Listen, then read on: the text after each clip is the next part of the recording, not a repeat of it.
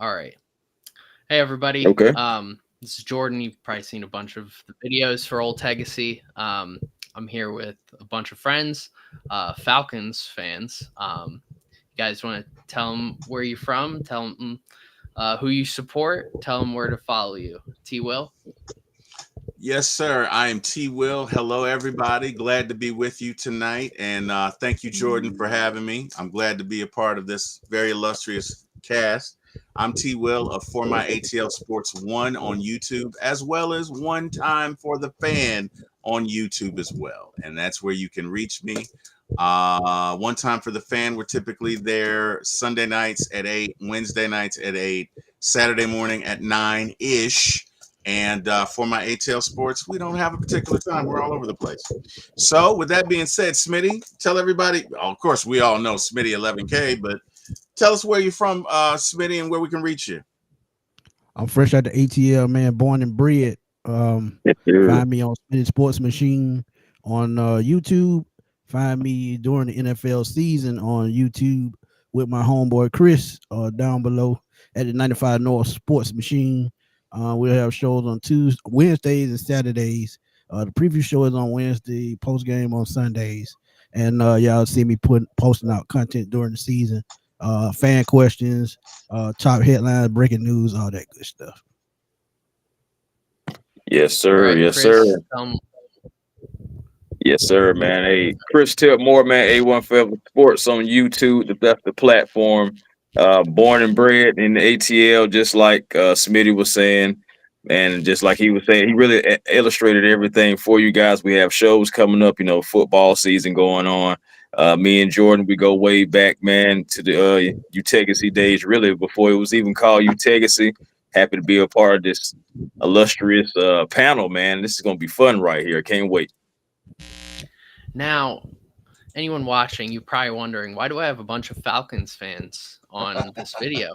Right, right. Um, we are going to be discussing the Atlanta Falcons all-time team that I put together. So, if you've been following me for a while, if you know me personally, I've made all-time teams for over 10 years. It tends to be complicated for me. I tend to start an all-time team and think this could be better. I could find out a way to make this look better.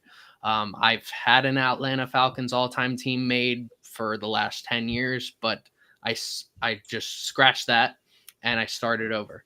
And I think the way that I build all-time teams now, I think there's a better way of doing it. So, and I figured the best people to critique this or discuss this is Atlanta Falcons fans themselves. So Mhm. we're going to dive right in. First, I do want to say when it comes to building an all-time team, I look at 5 major factors. Projected stats is one of them. So normally in the past, I've done just regular stats. And to make this simple, there's 2 things. One, you can scan the QR code at the top left, and it'll take you right to the article that I've made. It's a little over a year old, and it'll say stuff about 2023 or 2022, but it still holds to now. But projected stats are the easiest way to compare eras. I know there's a lot of players who have played 100 years ago that need to be compared to players who are playing right now. It's kind of hard to do that. And statistically, this is a great way to do it. It's similar, if I can simplify it, think about when you're looking at the stock market and you're trying to project what the stock market will be at a certain point. Very similar. Or it's all math based. It's not about, there's nothing opinionated into this. Another thing, league leaders. In the past, I would completely ignore this. I think if you lead the league in receiving yards, you lead the league in catches in any given year, I think that's a very important milestone to look at. Hmm. When it comes to awards, I look at all the major awards. I won't look at Super Bowl MVPs because Super Bowl MVPs can be given to anyone if they have just one good game in their career. So you'll never see me talk about Tom Brady's Super Bowl MVPs awards. You'll never see me talking about Malcolm Smith's Super Bowl MVP award with the Seahawks. postseason success. In the past, I've just looked at Super Bowls. This is more looking at how successful was this player over their entire career, over at any point during the postseason, not just the Super Bowl. And this isn't statistics based. This is more about how they were able to help their team. Like you look at Julian Edelman, that's a prime example of someone who has had postseason success, and that elevates their career standards. And then finally, the fifth category, dominance to longevity ratio. This was something that I thought about for a while now. There's some players who play for a long time, but only have a couple good years, and those couple good years carry their whole career, statistically speaking. This is more how many good years. It doesn't have to be a great one. They don't need to have made the Pro Bowl or All Pro. How many good years have they had out of their whole career? So if you have 7 solid seasons where you're throwing for 3,500 yards, you got a 60 plus completion percentage, 25 plus touchdowns, the literal bare minimum for having a solid season, then you will be, that's considered a good season, and that'll be considered for your entire career. So that's my 5 major categories I look at when I'm analyzing an all-time team. And man, you got some things going on in here, brother. with that being said, we'll get into quarterbacks. So who do you guys, there's 3 quarterbacks on this all-time team. What 3 quarterbacks do you think are on this team? Hold on. Before you go, T. Will, I just got to put it out there for the fan base. This right here is definitely not a biased list.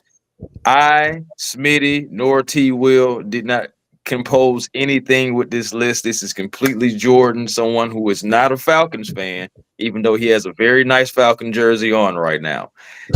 So this is not a bias, place. This is completely stats and everything like that. So this should be a very good list. This is going to be exciting. Let's do it. All right. So for me, I'm going to say Mr. Matthew Thomas Ryan, okay, Mr. Michael Vick, and Mr. Steve Bartkowski. That's my guess. That's Smitty, Chris, what say you? Go ahead, Smitty. What you got? I got the same 3. Ryan, Bartkowski, and Vic. Even though I should probably put Chris Miller in that conversation because he had a better career statistically passing as an Atlanta Falcon. But I'll take Mike Vick as my 3rd option. Well, I ain't gonna lie to you.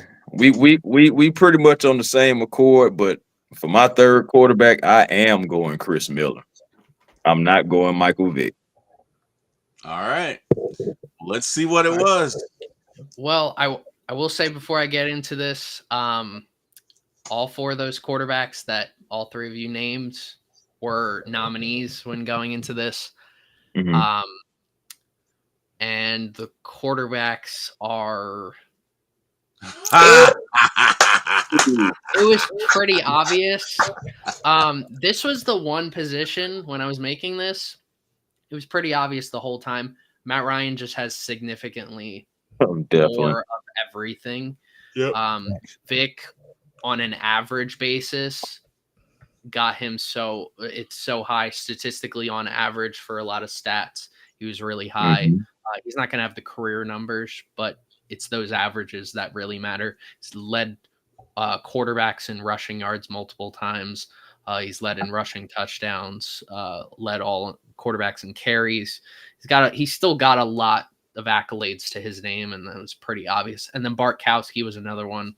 When it came to like Chris Miller, it was really these 3, and then there was a huge separation between anyone else at quarterback. So figured as much. When putting this together, this was pretty obvious. And then on a really quick side note, I don't add head coaches to all-time teams or coaches at all because it depends on how you're building a team, who you want your head coach to be. If you're building a team from scratch, you might have a different head coach in mind.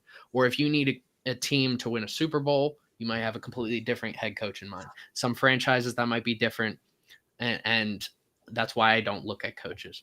But anyways, getting back to quarterbacks, what do you guys think? Hey man, to be honest with you, it's really like you said, man, elementary. Honestly, I just wanted to shake up some things, maybe possibly see if Chris Miller could have got in there because I know, like overall, he definitely has more completions, yards, all that good stuff. But that you got to factor in that rushing and that electrifying factor by Michael Vick. So, hey man, I can't argue with it. And Mike Vick did some that Chris Miller didn't. He got to an NFC Championship game. So that was another reason why I picked Vic. Mm-hmm. So when I'm looking at my spreadsheet, the way I do this, I have a spreadsheet that averages out all 5 of those categories, and there were 9 quarterbacks who were nominees for just being on this team at all. Matt Ryan, Steve Bartkowski, Chris Miller. I'm going to probably name some quarterbacks you might not like, but Chris Miller, Chris Chandler, Michael Vick, Jeff George, Bob Berry, Bob Hibbert, and Randy Johnson. Those were all the quarterbacks that they might have had one good season, but that's why they were a nominee in the first place. It was Matt Ryan, then it was Michael Vick, then it was Steve Bartkowski. Very short behind was Chris Chandler at 4. I could see and then that. after Chris Miller was 6th out of those 9. Wow. Yes. So 6. There was a big gap, I would say, after Chris Chandler at 4. Chris Chandler probably had the highest chance of someone not on this list. But yeah, he started Super Bowl, so I get it. Yeah, definitely. And he put up solid numbers too. So yeah, I could see that. All right, so now we've got our quarterbacks. We got Matt Ryan under center. Matt, number 1. Who's he gonna hand off to, and who's that running back gonna block? We got running backs and fullbacks. So we got 4 running backs, 2 fullbacks. I know a lot of teams don't use multiple fullbacks, but whenever I'm making an all-time team, I always use 2 fullbacks because there's the occasional package that might utilize 2 fullbacks. So who do you think's the running backs and who do you think's the fullbacks? Okay, one of them's got to be William Andrews. The other, honestly, you got to list him as a fullback. William Andrews. All right. When I will say this, at one point. Even though a lot of players that were listed as fullback, I am counting as running backs. The fullback position for all-time teams are going to be majorly blockers. They may not have run a ton in their careers, but they were also really good at blocking and lead blocking for running backs. So if you do have, it's like Jim Brown, for example, he's going to get listed as fullback in all career stats. But in these situations, look at it as a modern day offense that you're building as. Right. Okay. Gotcha. I'm gonna say William Andrews, Gerald Perry. Is Gerald it 3 Riggs. or 4? I'm sorry, 4. Gerald Riggs. You're right. William Andrews, Gerald Gerald Riggs. Perry, baseball. Yeah, you're right. And I always get him confused because he played for the Braves. Okay, sorry about that. Right. William Andrews, Gerald Riggs, Jamal Anderson, and I wanna say, there we go. See, you know what?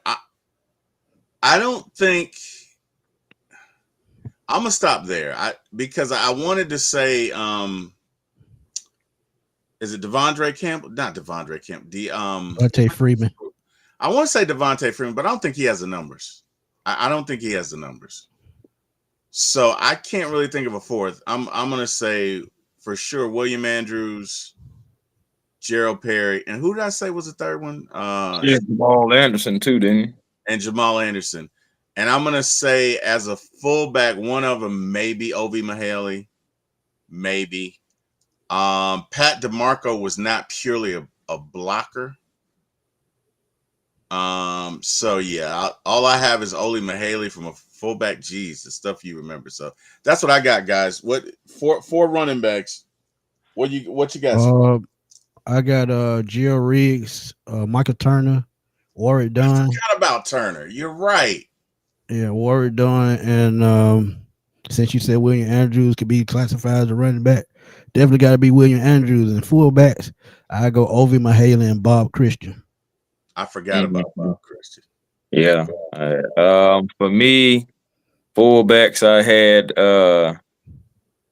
actually Bob Christian as well, but I also had Keith Smith, believe it or not. What is wrong with me? And I think Keith Smith is on that list. Let me see. And then as for running backs, I'm gonna go. Yeah, I like Turner. Definitely gotta have Andrews. Ooh, boy. Yeah, this is tough. I'm gonna go Riggs and okay, so Turner, Riggs, Andrews, Anderson. All right. That's tough. Well, yeah, that's douche. I will say all 6 of those players that are going to be on here were named at some point, including the fullbacks. When I originally started hang on one second. I think we were I hit the wrong button. We lost Chris for a second. Man, I hit the wrong button, y'all. My bad. When I first started building my all-time team for the Falcons 10 years ago, I had Gerald Riggs number 1. That was the number 1. William Andrews was number 2. The rest was a little shaky. Now, it's a little different. It's pretty different. In fact, I was shocked looking at this group after I got done doing it. So here are the running backs and fullbacks. Okay. So we got Devontae is on there. Okay, Devontae on there. Past Riggs? Wow. Devontae. Hey. Wow. I'll just say Bob Christian and Obi Mahaley were there though. Yeah. So I don't know about. So you had to look at average. You had to look at average yards then, like, because you got to explain this. Devontae. Let's talk about it. So all right, when I look at stats, I look at the overall projected stats category. Okay. Everything's projected to now, but it's your career numbers, your by season numbers, your by game numbers, and your by touch numbers. Okay. So you look at all 4 categories, because I look at it as by doing your whole career, that's longevity. Doing a by season, that's a little longevity. It's more of how elite were you over a long period of time. By game was more how good was your prime, and by touch was just what was your peak. So, and that was for rushing and receiving, because running backs got to do both. I can see that. Yeah, I can see that, because I don't think Riggs was much of a receiver. So there was 10 running backs that were running backs / fullbacks that also ran like modern day fullbacks turning into modern day running backs. 10 were nominated. There were 6 that were really stood out from the rest. From 1 to 6. There was a small gap there. Everyone else, 7 to 10, not that great. In terms of the 6, Michael Turner was one. After that, there was a decent gap between Michael Turner and William Andrews. After William Andrews, really close behind was Devonta Freeman. Really close behind was Jamal Anderson. And who's the last guy, the guy who just missed the cut, Gerald Riggs, was 5. Okay. And 6 was work done. Okay. So that makes sense. So if you want to know my top 6 running backs in Falcons history, that's it. But in terms of making the all-time team, those are the running backs. And then really quickly, fullbacks. When it came to fullbacks, it came down to how because you can't stats are kind of hard for them. Stats were factored into this, but also team rushing stats were factored into this because you need to help your team run. Right, run blocking. Right. Bob Christian, way ahead of any other fullback in Falcons history. Of course. Yeah, solid receiver. Yes. Yeah. And then Avi Muhaley, if I'm butchering that name, I apologize. But also, he was the clear and obvious 2. These 2 were clear-cut, obvious fullback 1 and fullback 2. Right. Yeah, man. I had to throw Keith in there, man. Shout out to Keith, man. You know, appreciate you for all the things you did. How far was Keith? Like, was Keith on the? He probably wouldn't even on there for real. He was a nominee. There's not many fullbacks to really choose from because when it came down to it, looking at modern day fullbacks, you can really only go to the 90s. Keith Smith probably is in the top 5, but that's not saying much because there's not many to choose from. Yeah. Right. Quick question. Yes. Quick question. What would you classify Craig Hayward as? Craig Hayward was on the running backs. Okay. And he finished 7th. So out of the 6 I name, there was a huge gap, and then Craig Hayward. Gotcha.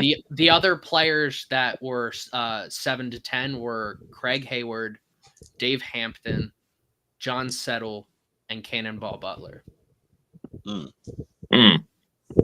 Cannonball Butler. That's a name right there. That's a name. Cannonball Butler. I heard that name.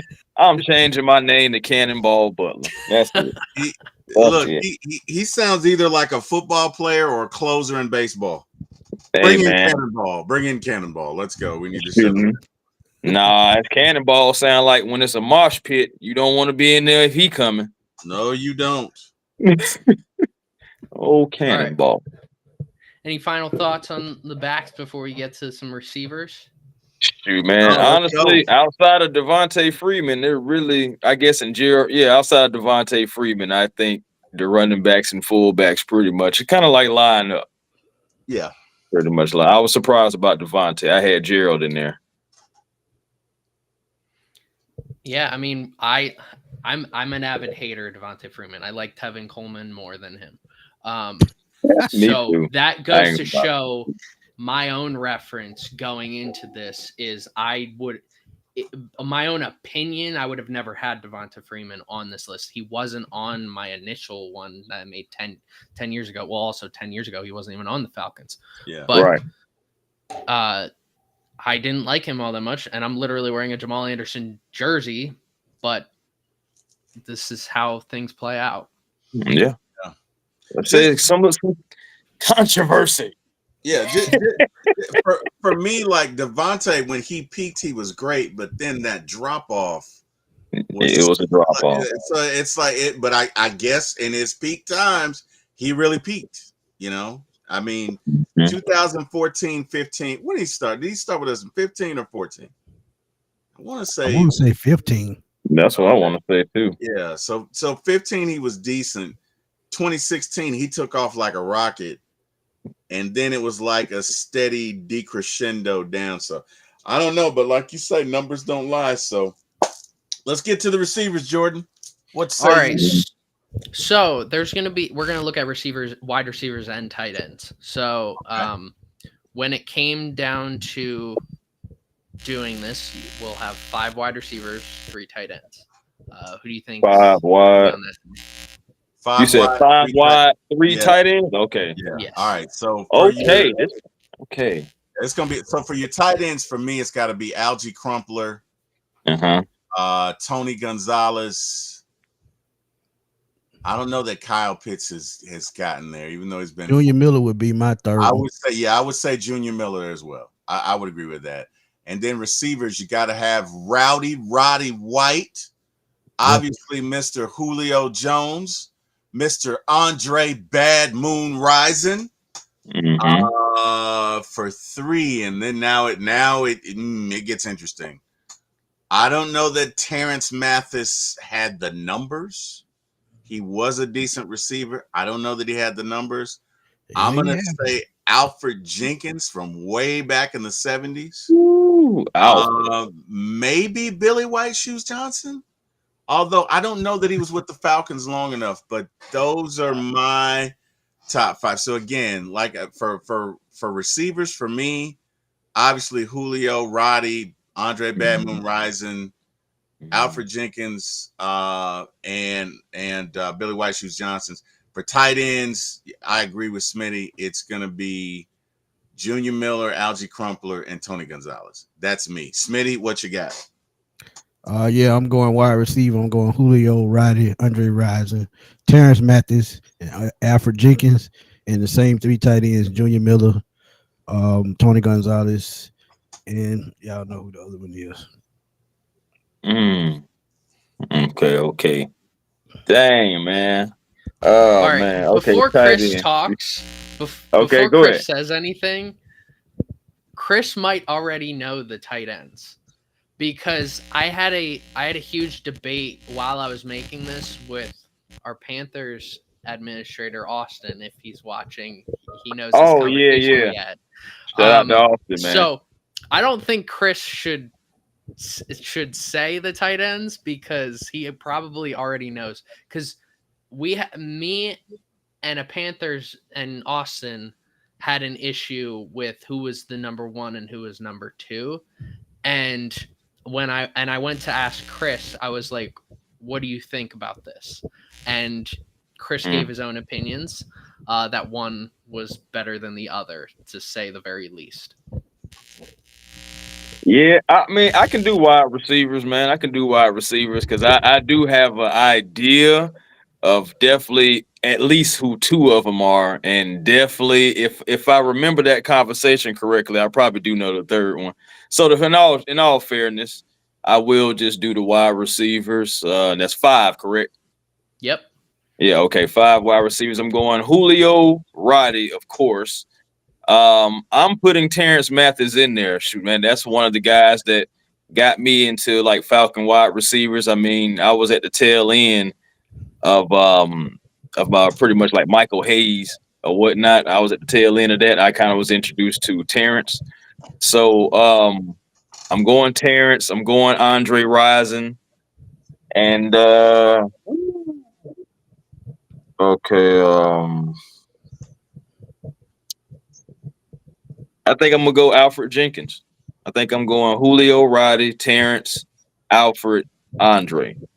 Yeah, that's where I'm going. All right. What you got? Only because I feel like Calvin Ridley was not a Falcon long enough. Nope. So what we got? Okay. I thought about that one. Jimmy. Hey, so real quick, shout out to Jordan, because I would have got every last one of these correct. Yeah, I sure would have. So, all right, really quickly, I want to say something absolutely wild when I was doing this. So if I only base this entire team off of stats, Andre Rison would be the number 1 wide receiver. Absolutely. Julio. I've heard that. I've heard that before. Yeah. His averages are, quite frankly, insane. Over such a short period of time, and he did so much. He single-handedly put himself into that top 3 conversation because of what he did statistically. But overall, when it came down to rankings off those 5 categories, Julio was clear-cut number 1. There's a huge gap between him and Roddy White. It was, I mean, Julio's average ranking was 1.53. So that means he was number 1 or number 2 in most of the categories that I did. Right. Then Roddy, 3 being Andre Rison, very shortly thereafter Roddy, 4 being Alfred Jenkins very shortly thereafter, Rison, and then a slight gap in between Alfred Jenkins and Terrence Mathis. But otherwise, after that, there's a huge gap between all the other nominees. There were 11 nominees for this position. And then when Rison was in his prime, and Terry can verify this, next to Jerry Rice and Sterling Sharp, Andre Rison was the next in line in that era. So I definitely agree with him being possibly first. You want to know something else that's crazy about Andre Rison? As I just had to go look at some numbers here. Andre Rison played the least amount of games in a Falcons uniform than any of those guys. Just like it's a gap. Like it's a real nice gap. Like 78 for Andre Rison. The next closest is Alfred Jenkins at 110. Yep. Damn. That's what I'm saying. Look at that gap of games. So just imagine if he had over 100 games in a Falcon uniform. He just would don't know Mr. where he. Yeah, he'd be Mr. Falcon. I'm just saying, you get him 30 more games. That's back then. That's still at least a season and almost 2 seasons right there. Mm-hmm. Yeah, and if he stays a Falcon for his entire career, we definitely would have had 1 or 2 Super Bowl wins. Man, it's crazy. So when it came down to tight ends, it was pretty clear cut that these were the top 3. I mean, I can list the other ones in order. After Jim Mitchell, it was Austin Hooper, Junior Miller, Kyle Pitts so far, and Arthur Cox. After that, you were getting into guys getting real under like 1,000 yards in their whole career. So, or just no awards whatsoever. So, yeah, I mean, I know, and the whole debate with me and Austin was he feels Alex Crumpler was a better tight end than Tony Gonzalez because he made a bigger impact. This whole team isn't based off of like popularity or impact, but more of what you did in your career. So, and Tony Gonzalez in such a short time blocked so well and caught passes so well. And yeah, there really is a small gap between Tony Gonzalez, Alex Crumpler, and Jim Mitchell. Mm-hmm. Yeah. Hey, I completely agree. I completely agree. So, what do you guys think overall about the receivers and tight ends? I can roll with it. Hey, It's fair. Yeah, it's fair. I really didn't go think wrong. Terrence had the numbers, but apparently he does. So yeah, that's Ha! So. Take that, Terry. Not just playing. I will say, out of I know Smitty, you got all the receivers right. Chris, you got all the receivers right, and T. Will, you got all of them but one. You added Billy White Shoes Johnson. Billy White Shoes Johnson was in the nominees, and out of the 11 receivers I looked at, he was 11th. So he was on the list. Really? He was on the list. That's all that matters. He was on the list. So whatever. He was in the club, man. He wasn't in the VIP section, but he was in the club. So who was number 6? Number 6 was Wallace Francis. Wallace. Yeah. My man Wallace. Yep. The others 7 to 11 were Michael Haynes, who was on my original Falcons all-time team when I originally did this. Burt Emanuel was 8. 9 was Calvin Ridley. 10 was Michael Jenkins, and 11 was Billy Johnson. What would you classify Eric Metcalf? Eric Metcalf.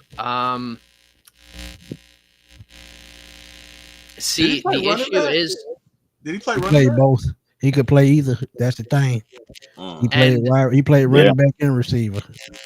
And that's where players like, all right, for example, someone like him and Lenny Moore, for example, guys who played running back and receiver, it might hurt them trying to make this list because I am comparing their overall stats, and they just might not have the averages to even compete with any of these guys. Right, because he only averaged like 7-8 yards a catch. So yeah, I get it. Yeah. So next is the big guys up front, offensive line. I mean, we can go into predictions for everything, but I got 4 offensive tackles, 4 offensive guards, 2 centers. If you want to just name the starting 5, you can, but that's completely up to you.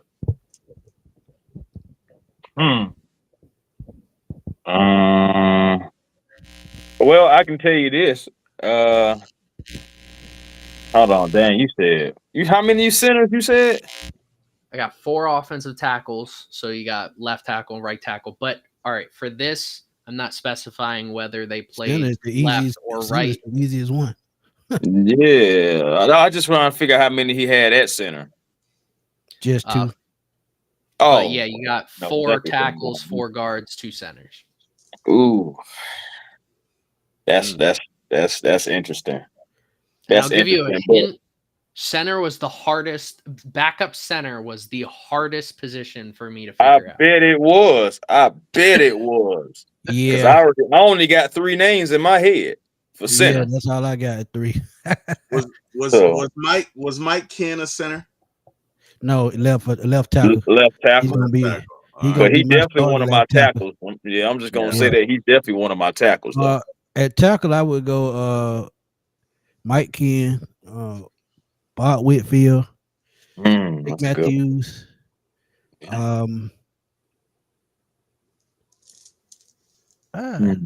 Everybody else before my time.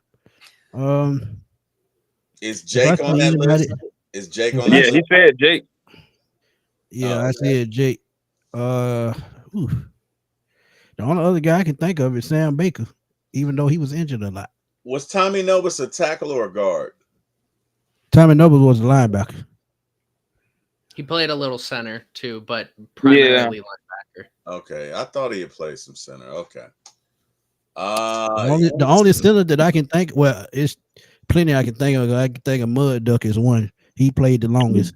So I would say, and I hate to say this because Alex Mack had a damn good career in Atlanta, but I would go Jeff Van Note at center and Todd McClure at center.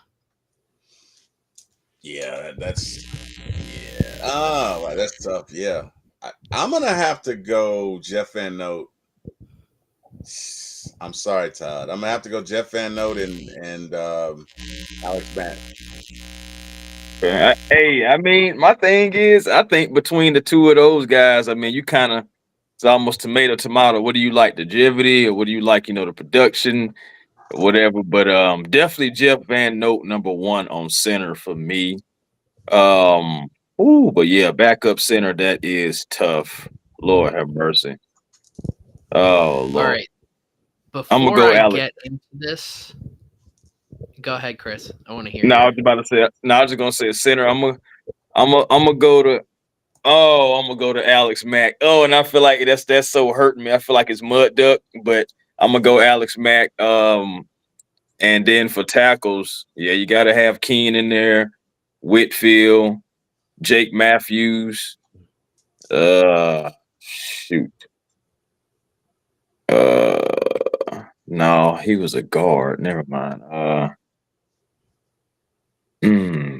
Yeah, I ain't did my guards yet, but I got a good idea. No, I'm just trying to think who would my 4th tackle be. I really don't even know who I want my 4th tackle to be. I ain't even gonna lie to you. So I guess I will roll with Sam Baker myself. Just for the lack of who y'all got at guard? Yeah, because when I started watching football, Bob Whitfield had just got drafted. Justin Blaylock for me at guard. Right, that was one. That's one of mine. My boy Keenan Forney, he's another.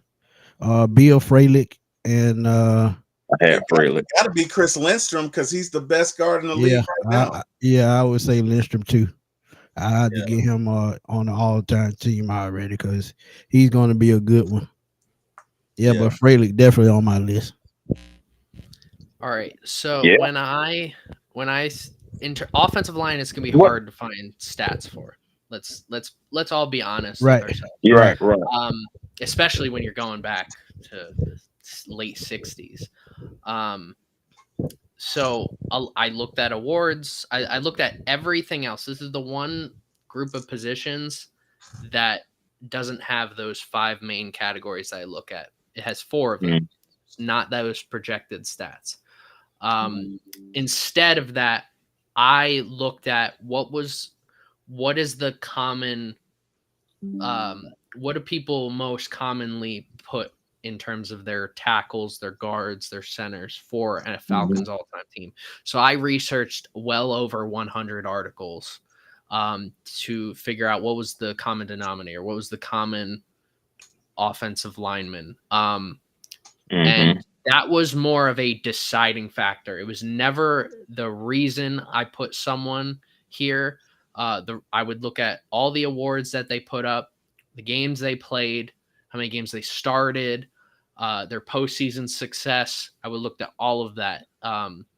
And for modern players, how many sacks the team allowed. I looked at a wide variety of factors because it is so hard to figure out that. So I got a question. Yes. Well, actually, not a question. Because I know we was naming like 3 guards, and this is like more so. I know Smitty, you and T. Will are fans longer than me. What about? I may be saying his name wrong, but I do recall him like just saying in Falcons history. RC, his name is like RC. Yeah. What about him for a guard? Because I'm just thinking, like in history, talk about longevity. He was one of those guys with longevity. Yeah, I think that's what I'm saying. Yeah, I think that's a good choice. I'm just looking at some names here, and that's the name that kind of stands out to me. I know he made a couple Pro Bowls just listening to Jordan and everything. A couple of Pro Bowls, made his first one in his 5th season. So I think for my 4th one, I would be going there as well. So as far as guards, out of the 10 players that are on this offensive line, you guys have named 8 out of the 10 at some point. So here's the Atlanta Falcons all-time offensive line. Oh, I forgot George. Oh, shit. I forgot about George. Yeah, Chris Hinton. That's a good one too. And he came over to trade with Andre Rison. That's crazy. He came over to trade with Andre Rison. One note about Chris Hinton before you guys go on. He was debated at tackle or guard. He was in the conversation too because he played both. He was going to be in that conversation. But please, go.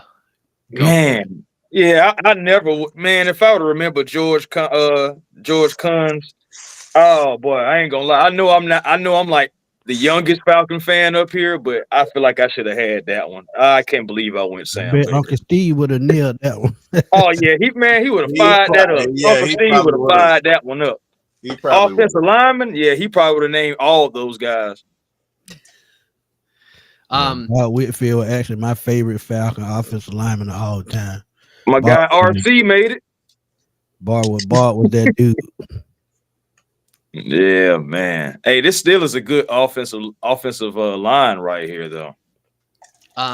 There was one name that I saw a lot, but because of a list of other factors or why he shouldn't be on this list, he was actually named by one of you. T. Will, you said his name. Justin Blaylock. Justin Blaylock. It came down to that 4th guard spot came down to Blaylock or Hinton for me. And in a similar way, I approached it a similar way as the reason why Andre Rison is so high on the team. Because Hinton had such a great career in such a short time that Blaylock was never Blaylock was solid for a long time, and that was really it. In terms of what he could do for this team. Man, I can respect that. Hey, I mean, I know he definitely was a guy who you could depend on over the years. You know, Justin Blaylock was, and I think that's another reason why I had gave it to him. But I can understand that though. Yeah, I can still go with Chris Hinton. I still can't believe I missed that. George Cons. I just went blank with that one because I done heard him. I done actually watched film on him, so I knew I should have knew that one. Yeah. Feel bad, Schmitty. Feel bad. No. Wow. Wow. Oh, hey, man, you know, got to liven it up in here, man. Wow. All right. Hey, man, this list is going good, though. This is wait till we get to the defense. Oh, I can only imagine what's about to happen. Yeah, I mean, when it came down to, this is the whole offense. This is the Falcons' all-time offense. Really quickly, any specific player you feel like should have been added to this team? Like I said, man, Keenan Forney, man, he was a force for a long time. And anybody that blocked for Michael Vick, period, could have been on this list because you had to be super athletic to move around the field, just keep blocking for him. And I've heard that 1,000 times from a couple of players. But yeah, I would put Forney on that guard list. I'd say Todd McClure. Yeah. Yeah, I can understand that. He was nasty. Who else? Because it was two of them on that team. They were real nasty. What's my man name? He used to was it Harley? Joe Harley? What's his name? No, I'm thinking about somebody else. I'm thinking about somebody league yet. He was real nasty. I'm actually thinking about somebody who's not even a football player. Yeah, that's crazy. What my man name is, because they used to, I can see him, but I can't say his name. Man, see, this is what I need to chat right here. Anybody in the chat got that name? Man, what? I'm gonna say Todd McClure. I can't think of his name, but they were together on the same deep offensive line, and they would hold on. They would extend plays, shall we say? So, you know, every now and then they may be accused of playing past the whistle, like they would block and block. Was it Matt Lear? No, Harvey Dahl. Yeah. Harvey Dahl. It could have been. Yeah, it could have been. Yeah, they got after it, man. They got after it. So yeah, I like my offensive and defensive linemen rather surly, you know, rather mean, not the nice. Yeah, you know what I mean? That year Vic and Dunn ran for 1,000 yards. Couldn't nobody stop this run game. DVD. If only Vic could put up better passing numbers, that was easily a Super Bowl team because they control the clock every single game. Yes, sir. Absolutely, 100%. All right, well, Chris. all right. I'm sorry. Chris, go ahead. What player you think should have been added to this team? Oh shoot, man. To be honest with you, I'm really kind of good. I would say maybe going back to the running back position on Jared Riggs. I understand Devontae, but you know, I think Gerald should be right there. I'm pretty sure that, you know, again, you was explaining it earlier, but I would have put Gerald Riggs in there. Yeah, I like Warrior Dunn over Freeman too. Yeah, so I mean, I guess you really could have went either way, right? So yeah. And for center, the center that just missed it, that I said was neck and neck, was Mack and McClure. So it was really close. Honestly, that's a coin toss. There's reasons why you might have wanted the two. Jeff Van Note was going to be the center, but Mack or McClure, at the end of the day, if someone else has McClure as their backup center, I won't argue. Yeah. Shout out to Jamie Dukes. Yeah. Shout out to Jamie Dukes. Yep. Shout out to Jamie. He was also one of the nominees. I won't get into the nominees because there was a lot that I went Oh over. yeah. Oh, for that one, Take yeah. all day. Yep. Yeah. But we will get into some defense. So let me really quick. I don't remember if edge rushers or interior defensive linemen are next. Interior defensive lineman is next. It is? Yeah, 6 of them. Yeah. 6 Okay. interiors, 4 edges, 4 off-ball linebackers, 5 cornerbacks, and 4 safeties. Oh, wait. Oh, Yep, that was yep, what I yep. gave. All right, that's the list I gave you guys. But Mhm. next is edge rushers. Okay. Edge rushers. There are That's cool. 4. There are That's 4 easy. edge rushers. That's easy. Oh, Who do you think? I go start off. I got to go Claude Humphrey. That's my dude. That's one. Yeah. Chuck Smith. Yep. That's two. John Abraham. Yep. That's three. Let's see. It's 4 is up. It's up in the album. I go Patrick Kearney, number 4. I agree with everything he said. I agree with everything he said. Really, what can I say? Vic Beasley. Not just playing. I'm playing. I'm joking. Ah! I just had wow. to, yeah, Oh, man. wow. Just had to, Cut his mic off. Joking Somebody there. cut his mic off. No, no, man, y'all chill. No, but I'm definitely going Pat Kearney, man, as well. I used to be a big fan of Pat Kearney. Used to love what he used to bring to the Atlanta Falcons. I feel like he was an underrated guy who used to get to the quarterback, man. So yeah, I can go for those 4, 1, 2, 3, and 4. Yeah, 1,000%, especially Claude Humphrey. Yeah. So if I reiterate the 5 main, all right, if I reiterate the top 5 reasons I'll look at a player, I'll reiterate them. Projected stats, league leaders, awards, postseason success, dominance to longevity ratio. You guys want to throw any other name possibly in there? Yeah, hold on. Yeah.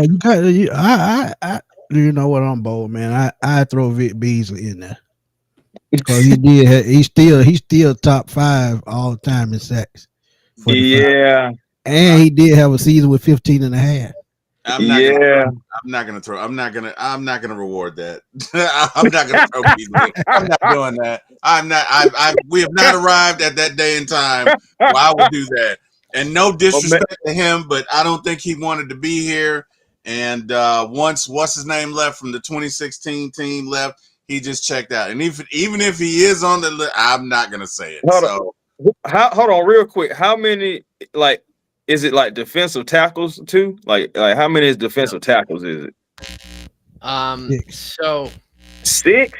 Okay. Interior defense. So it's interior defensive lineman. So if you're in I looked at this. If you're in a 3-4 defense and you're a defensive end, defensive tackle, you're an interior defensive lineman. Now, if you were a 3-4 D end and a 4-3 D end, then you were considered for both edge rusher and interior defensive lineman. Okay. Okay. So but all the edge rushers are mostly edge rushers. Okay. So interior. Y'all got somebody to add to the edge? I don't know. We probably should, but I don't. What about well, nah, dang, he was a defensive tackle. Never mind. Not so. So, all right, the next slide won't include interior defensive lineman. That'll be the slide after. Okay. So, edges, interior defensive lineman. That's tough. All right. Yeah, it really is. So, for edge rushers, you guys said at one point 3 of the 4. There was one you missed. Everybody one you joked about. Oh my God! Oh wow! Yeah. Oh wow! Oh man! If Jack were here, he'd have the sound. Wow! And see, I was just bullshitting. Man, Jack might call a penalty on you, Jordan. Gee, oh shit. Oh, hey, I forgot about John Zook, but I thought he was a defense. Well, I mean, you did just say, yeah, you did. Okay, all right. Yeah. That's the whole point of you saying that. Yeah, Vic Beasley, I told y'all. Hey, I said Vic, man, but I was just trying to throw him out there, man. But dang, he really on the list. But hey, so wait a minute. I for all those who shout out to Tidy and all them, for all those who had that conversation about Vic Beasley, whether he was a bust or not. Vic Beasley is on this all-time Falcons list. I don't think he was a bust. He was just played out of place. And when you I demand a recount. I demand a recount. Hold up. Is there a challenge flag? Let me throw a challenge flag. Okay. All right. Wow. Wow. Yeah, I knew Abe and Claude was gonna be there because I knew Claude was gonna be there. Yeah, definitely. That was the first name I thought number of one. Making this list. Yeah, Claude number one. I knew Abraham was gonna be there. I forgot about John. So I'm guessing Patrick Kerner number 5. Yeah. He's probably like number 6. So I didn't do like averages like before, but it was more head to head. I looked at everything to see who's better. Chuck Smith was one of them, and Kearney. Yeah. It was more Chuck Smith though versus Vic Beasley for that 4 spot. And it ultimately came down to that one season that Vic Beasley had. Yeah. Right. In defense for Vic Beasley, he's got the averages. He's got all the averages you need because of that one season.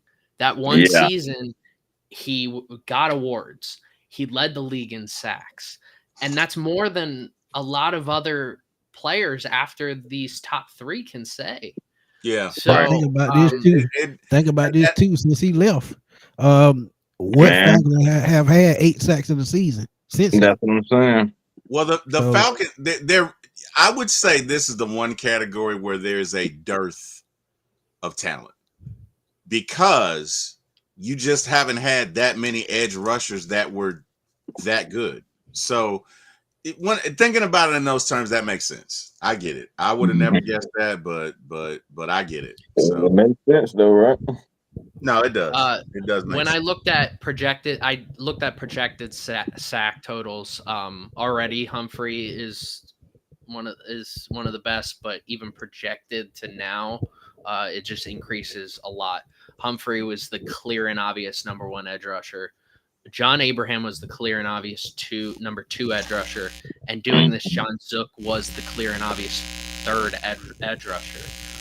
There's huge gap in between Humphrey and Abraham. There's a huge gap between Abraham and Zook, and there's a huge gap between Zook and everybody else. So, right. Gotcha. I mean that's kind of how I looked at it. What else do you guys think? No, I mean, hey, when you break it down, when you break it down, it makes sense. It makes sense. All right. So next we have 6 interior defensive linemen. Now you might be wondering why 6. Well, if you're running a 3-4 defense, you're gonna have 3 interior defensive linemen out there, and you're gonna need 3 backups for those interior defensive linemen. So you got 6 interior defensive linemen. They could be 3-4 defensive ends. 4-3 defensive tackles. They could just be nose tackles. So who do you think is on this list? You don't need to name them all. You could just name a couple of them. I'll give you 3 off the top of my head. I go Grady Jarrett 1, Travis Hall. Yep. Travis Hall. I mean, man, it's so many. It's 1,000. 6. I'm trying to tell you. I can't name nobody from the early 90s because they wasn't it. I throw Shane Dronette in there. That's what I was thinking. Hey, y'all getting crazy now. I throw Grady Jackson, Rod Coleman. Man, it's so many. Yeah, I roll with those. So Rod Coleman, Grady Jackson, Said Rod Travis Coleman. Hall, Yeah, Grady Jarrett. Yeah, I had Travis Hall. Yeah, I had Travis Hall myself. I do have Rod Coleman. I do have Rod Coleman. I do have Shane Dronette, Jonathan Babineau. I throw Pierce Holden there. That's a good one too. Here, let me see. After Babineau though. What about no, I don't know. I wanted to say Tony what his name is Celis. Tony Casillas. Casillas. Yeah, Tony Yeah, Casillas. that's what I was gonna say. Uh dang, one more. Well, I'll go Grady Jackson just because, yeah, I'll go Grady Jackson. Yeah. Well, you guys said mine, so I'm good with it. I hope Perea Jerry ain't on the list. Bruh, listen. Parade Jerry, Jamal Anderson. I bet not see none of them on the defensive side. Oh, So, man. all right, you named 4 of the 6. Okay. So here's the interior defensive linemen for the Falcons. All Travis Hall, Grady Brady Jarrett. Smith, Yeah. good one. Yeah, Brady Mhm. Smith is a good one. Babs. Dang. I wouldn't have, me personally, I wouldn't have gotten Don Smith at all. I think maybe I was, before me, but Travis Hall for sure. Yeah, Grady deserves to be on there. Like I was saying, Rod Coleman. Yeah, Brady Smith. Babineau. Oh man, that's crazy. Yeah, Yeah, Brady Babineau. Smith. Y'all say, man, that's why I was saying Babineau. I was surprised y'all guys didn't say him. Yeah, Brady Smith could have been high up this list. Injuries killed his part in Atlanta, but he was a pretty good player when he was healthy. Yeah. So, I will say this. You guys may be hurt by this. Yeah. This is the weakest part of this entire all-time team, Yeah, and it I is can believe that. it is one of the worst interior defensive line all-time groups I think I've seen. Not the Texans is the worst. We don't even need to get into the Texans because they have no history. So, but in terms of teams who have existed for quite a long period of time, this is probably one of the worst. Travis Hall, Grady Jarrett, Roderick Coleman were the top. They're guaranteed top 3. Initially, when I was starting this, I thought Grady Jarrett would be 1, but Travis Hall statistically, Travis Hall was he was different, bro. He was. And then Roderick Coleman, another guy. This top 3 was pretty obvious. Jonathan Babineau. When I originally made my all-time team, this was before Grady Jarrett. Jonathan Babineau was my number 1 defensive interior. At the time, I didn't have interior defensive linemen. I had defensive ends, defensive tackles, outside linebackers. It was very unorganized. So now it's a little more organized, having an edge rusher, interior defensive lineman. You can go in whatever system you want with these guys. If you are running a 4-3 defense, then Travis Hall, Grady Jarrett are going to be your defensive tackles. If you're running a 3-4, Coleman will then be in there. Right. But Babineau was on there, and it came down to longevity for him. And because of longevity, he added those statistics. But otherwise, on a per game basis, not that great. Don Smith and Brady Smith both also did great. There was a lot of interior defensive linemen, even though the group wasn't that great. Yeah. And I tell people, man, Travis Hall is the perfect example as you can get a GM in the later rounds. Every time people bring up GMs in the later rounds, his name always comes to mind. Facts. Travis, I'm saying, man. Got to go look at some tape on that guy, man. He was before his time for sure. Yeah, he'll dominate in today's game. All right. So next is the linebacking group. So I don't remember what number I think I gave you guys 4. 4. There's actually 5 linebackers that make 5. this team. Okay. There's 5. Okay. Who do you think's on this team? Who we got? T. Will. I Well, know we you. know Tugger. I'm gonna go. Yeah, Yeah, Jesse can Tuggle. we all get it out the way and just say Tuggle is there for you on there, guys? So we Yeah. only got 4 left. Yeah. All right, so we We all got only 4 got left. 4 left. Jesse Tuggle, Keith Brooking, Tommy Nobis, Buddy Curry. I Ooh, forgot about Buddy Curry. Buddy Curry. You know what? Is it 4 or 5? 5. I go John Rady too for number 5. Boy, y'all saying I some names. would go John Rady as well. Yeah, I would go John Rady as well. Chris, you got any more? Jeez, I mean, shoot, I ain't gonna lie, y'all. They do it. We already got Tuggle. Deion Jones. Do he be in the conversation? He wasn't in here about 5 years, 4 or 5 years. I mean, to be honest with you, I was going to put him at 5. Believe it or not, I thought about it, but the only guy in my mind that is countering that is maybe putting. And I know he wasn't here long, but hey, man, like I wanted to kind of like throw Curtis Lofton in there, but nah. I'm gonna go Deion Jones 5. So I still got one more. I'm gonna go with the Buddy Curry too. So Deion Jones, Buddy Curry, Tommy Novis, Keith Brooking, and Jesse Tuggle. That's my 5. Yeah. All right. So when I put this together, this was one of the most challenging top 2 that I had to put together. 3 was clear and cut. The top 3 is guaranteed should be everybody's top 3. It's just this top 2. When I initially put this top 2 together 10 years ago, I had number 2 at number 1 and number 1 at number 2. It's probably Tuggle and Brooking. Brooking. I'm sorry. Tuggle and Nobis. Yeah. Oh, forgot about Greg. Greg Brazina. Part of that grits blitz. That should have been. Yeah, I mean, for me, that would have been hard for me to get that one anyway. That's a little bit too far back for me, maybe, to just remember just like that. But yeah, that's a good name too, though, man. Hey, Deion Jones made it too, y'all. By the way, yeah. You can't deny, man. His first 3 years was the best. Yeah, man. Debo came in, passes, pick sixes, all that.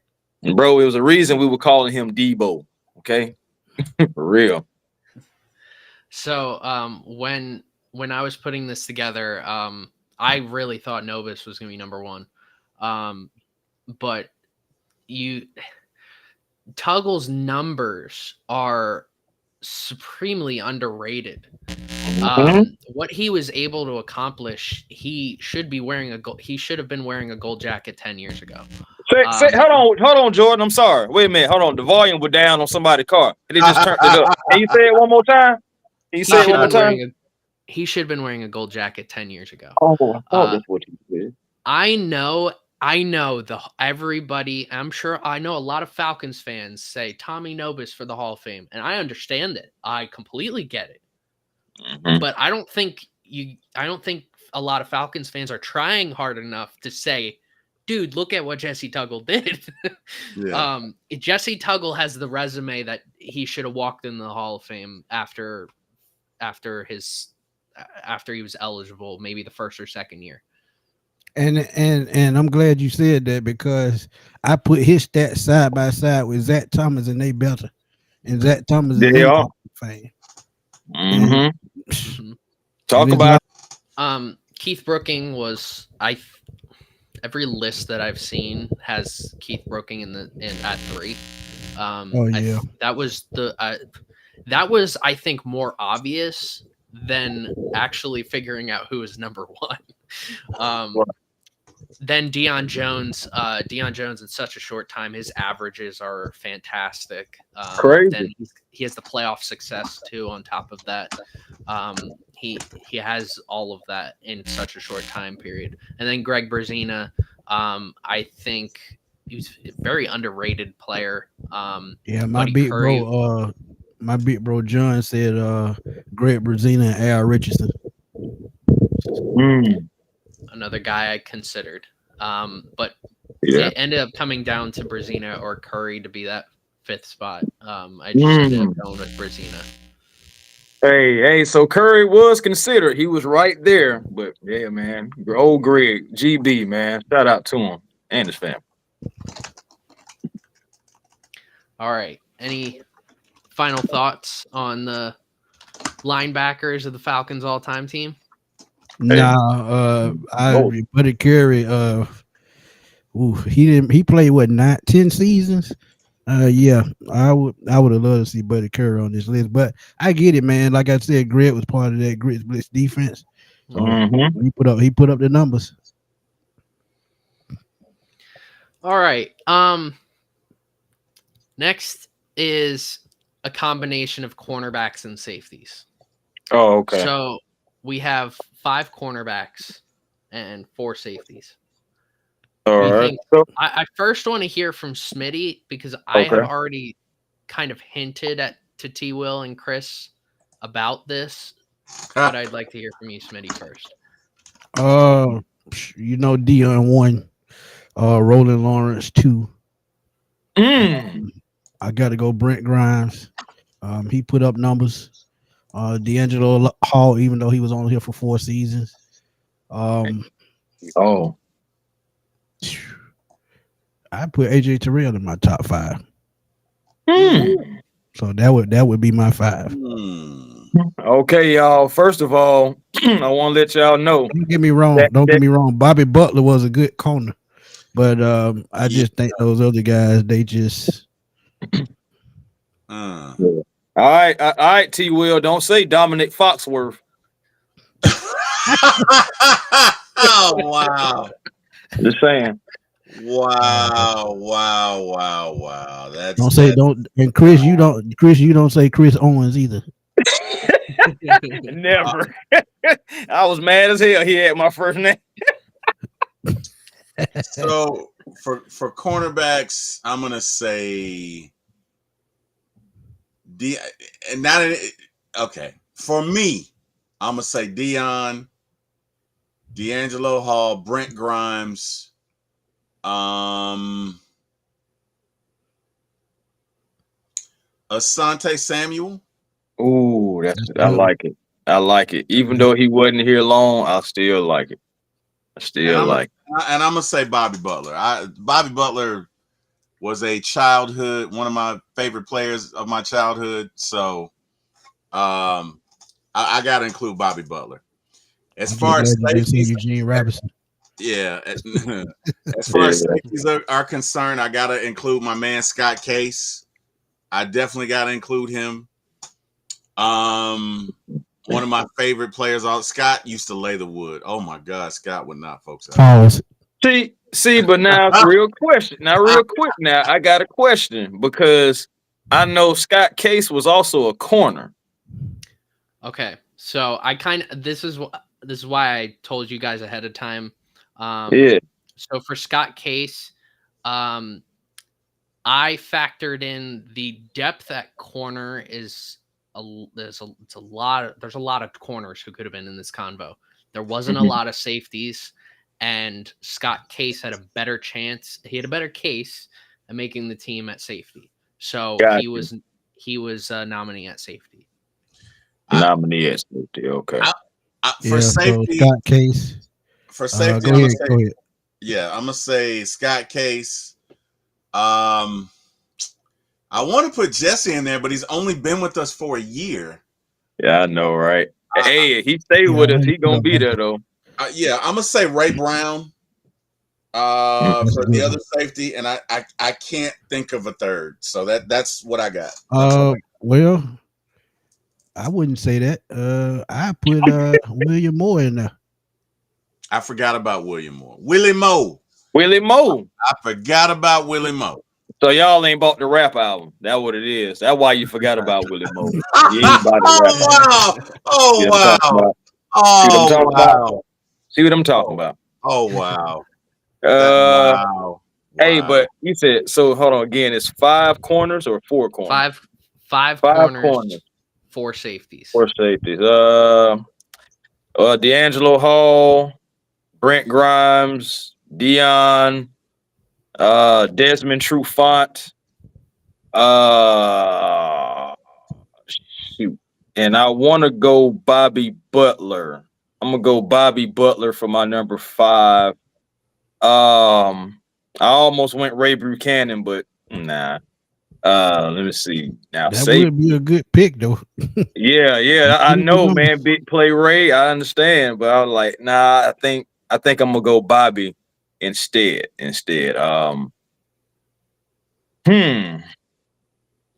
William Moore for sure. Scott Case. Can we say Ricardo Allen? Maybe.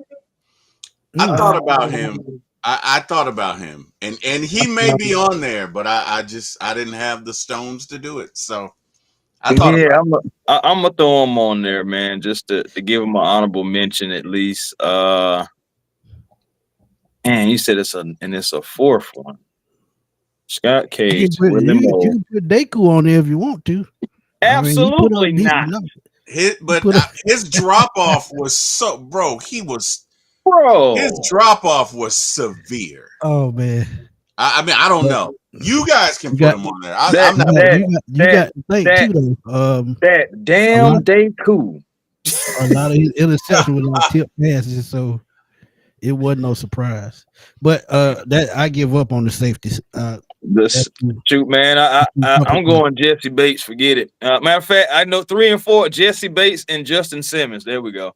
Now, all right.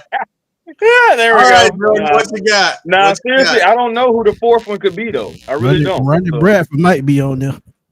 It better not be Thomas Deku. I'm walking off. That's all I know. All right. I don't know shit else. I just want to say. Here it comes, Jordan. That and this is something I told T. Will and Chris before. It was like a hint at when I was making this. I thought this team was going to go one way, and it went the other way with this position.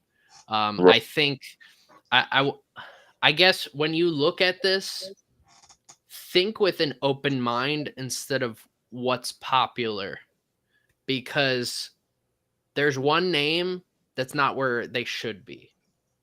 Okay. Okay. So here's the secondary for the all-time team. Let's see what we got. Wow. Kennedy is on there. I feel something like I'm such a fool. What the fuck? Wow. Oh, wow. Thomas Deku is on there. Oh, my God. Wow. Wow. Oh, my God. Oh, wow. Oh, wow. All right. So, hey, Jordan, we got to talk about Mr. Roland Lawrence and Mr. Deion Sanders, because I know there are Falcon fans out there like, man, you can't be mad. Roland Lawrence was a turnover machine. You can't be mad at that. Yes. I'm not mad at it, but I'm not mad at Roland at all. Only thing I'm tripping about is Thomas freaking Deku. Them little tip drills matter. I tried to tell you.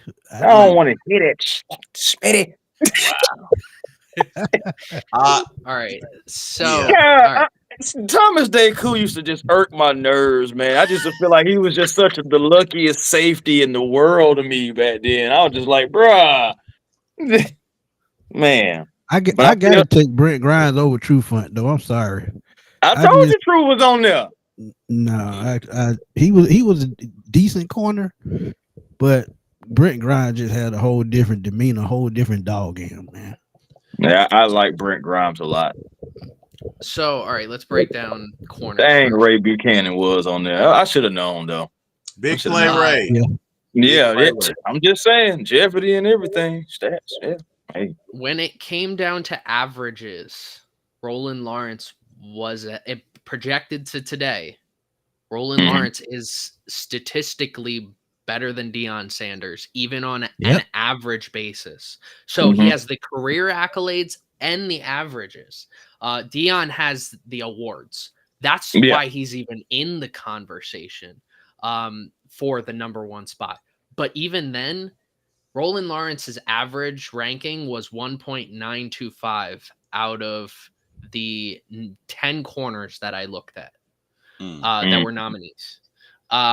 There were 10 corners that were nominees, and he averaged 1.925. That means he was either 1 or 2, maybe even 3 for every single category that I looked at.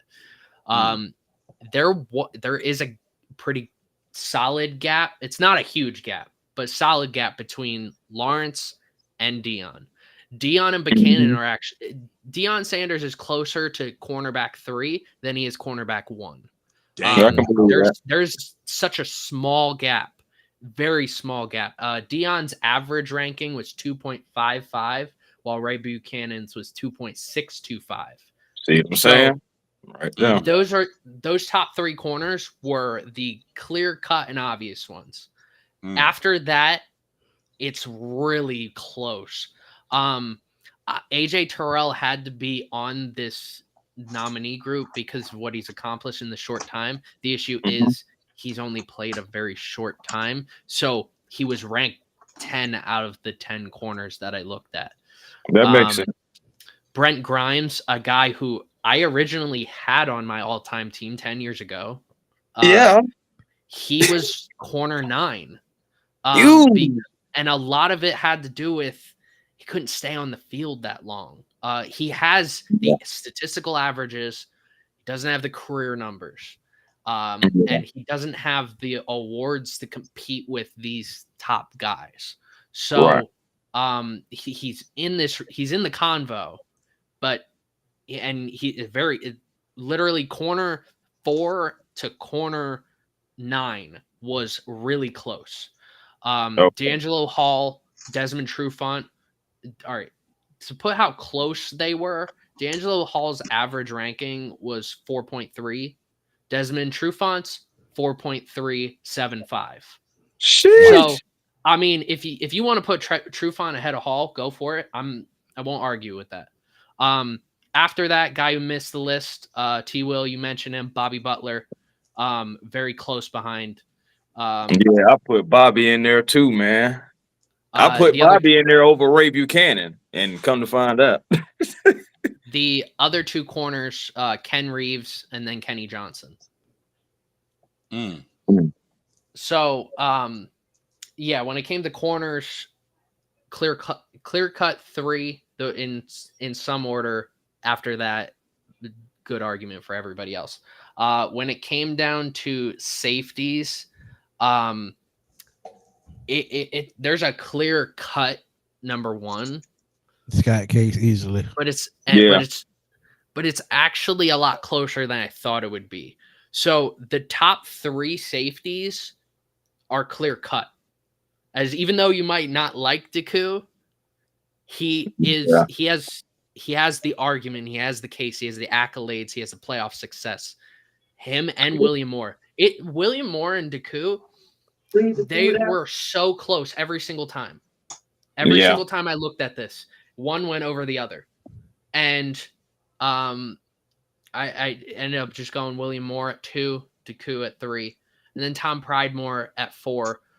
Really close behind, which is the only real safety that had another argument. Ray Brown was an argument, but he wasn't as close as this guy, which nobody mentioned him.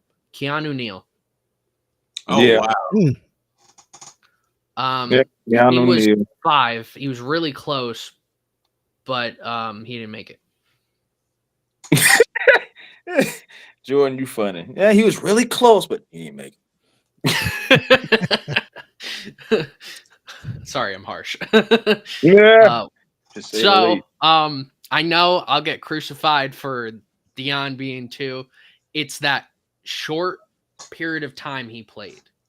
And also, one thing that I think people need to take out is anything he had to do with the return game, because that's a whole different other position.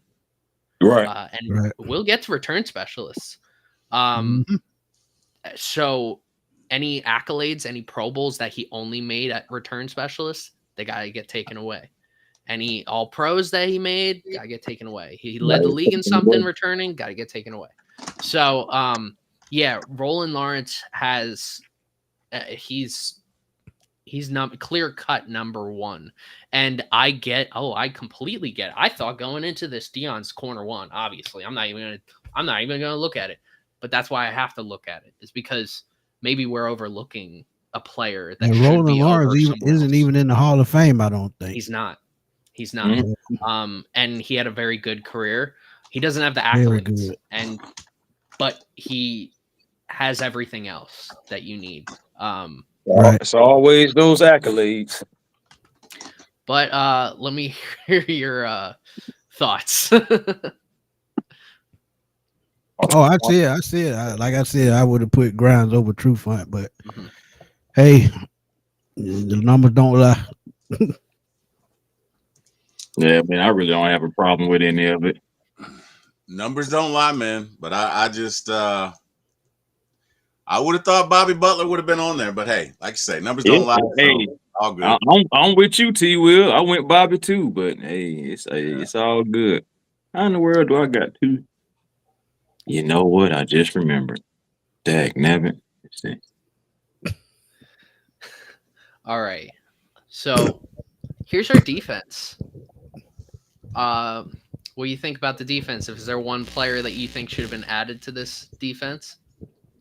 Again, I'm taking Patrick Kerner over Vic Beasley.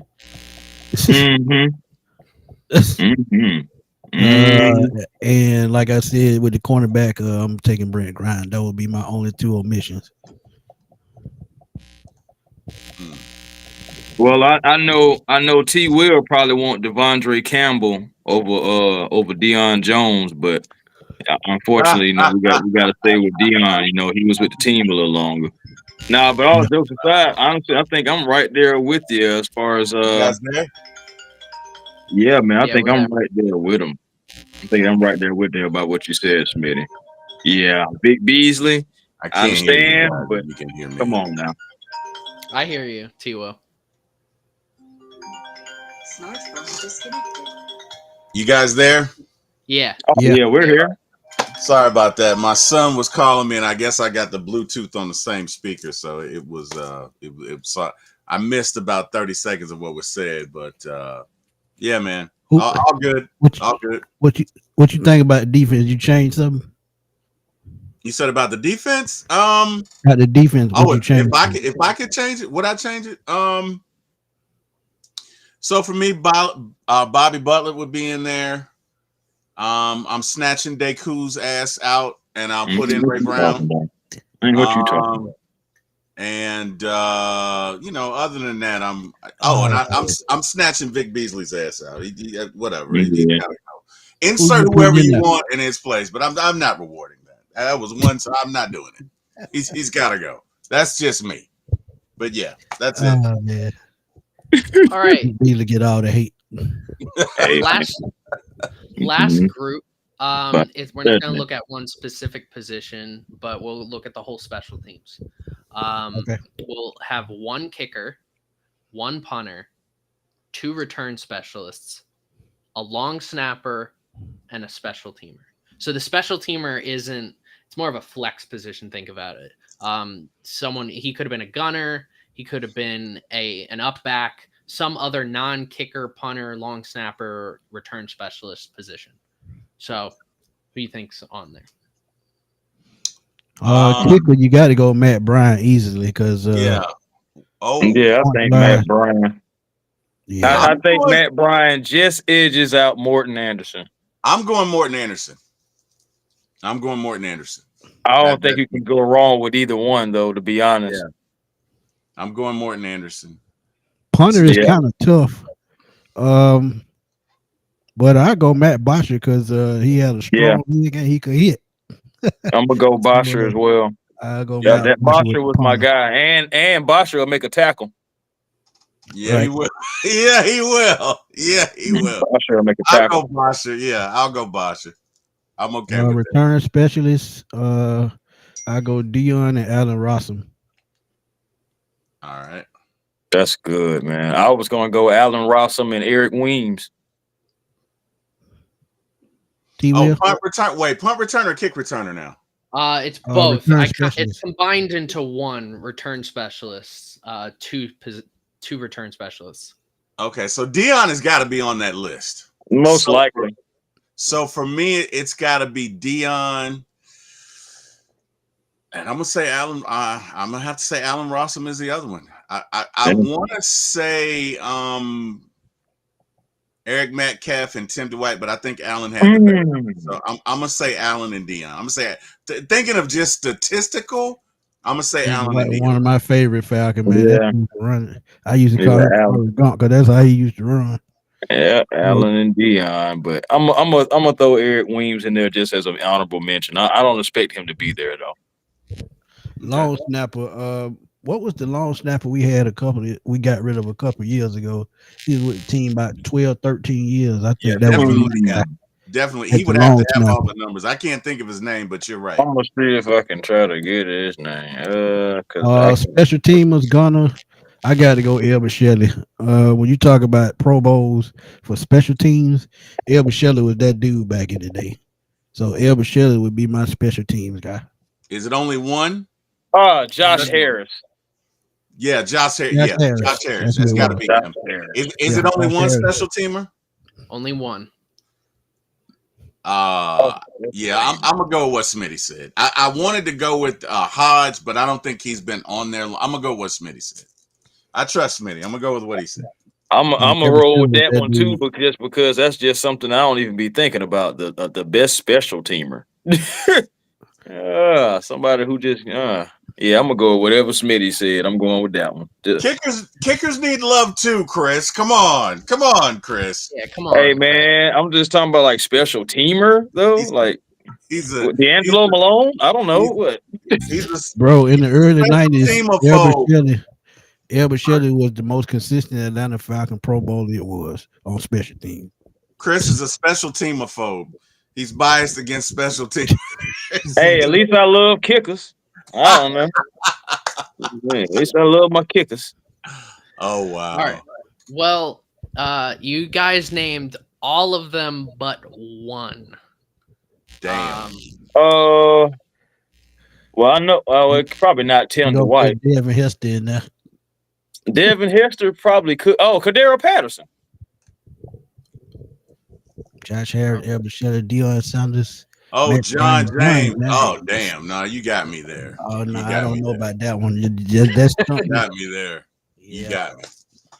All right. Okay. So, Elbert Shelley. No, I wouldn't have got that. Yeah, that was my dude back in the day. That dude was, boy, he would knock you senseless. So John James? John James. When did John James play? Oh, he played in the 70s, I believe. Yeah, I'm about to say, okay. Yeah. John James. All right, so I'll get into John James real quick. John James owns basically almost every single record in Falcons history in terms of punting. Every major record. He's got on average. He's got every average record. He's got pretty much everything. He's got the accolades. He's got everything you want in terms of being the number one punter. It wasn't even close. There's nobody else in the same realm as John James in terms of what he did for the Falcons at punter. Going to kicker, that took the longest for me. Because I knew when I was doing an all-time team, there's one stat that nobody looks at that we really should look at, and that's field goal yards. I think field goal. Oh yeah. Yeah. Because so what I did, I looked at. I'll give you the list of every kicker that I went through. I went through Morton Anderson, Matt Bryant, Younghoe Koo, Norm Johnson, and Mike Mayer. And I went and I added up all the field goal yards on every single field goal they ever made in the regular season and the playoffs. And then I looked at how many field goal yards they had per season, how many field goals they made, the average yards per field goal they made in the regular season and the playoffs. And Morton Anderson, I thought he would have been a little better. He wasn't that great in terms of stats, but he's got all the accolades to put him in this position. Matt Bryant he has all the stats. He has accolades. He has playoff success. He's got all of that to be number one. Younghoe Koo, all right, to put this into perspective, the average yards per field goal that Matt Bryant had in his career with Atlanta was 36.33 yards. His career high in terms of on a year that he had 10 or more field goals made was 39.85, and that was in his second to last season in 2018. So he averaged 39.85 yards per field goal. Sorry. 39. It is insane. And compared to Morton Anderson, his average over his career with Atlanta was 34.62 yards. So a 2-yard-ish difference. And his max he had was 37.76, which is 2 yards less.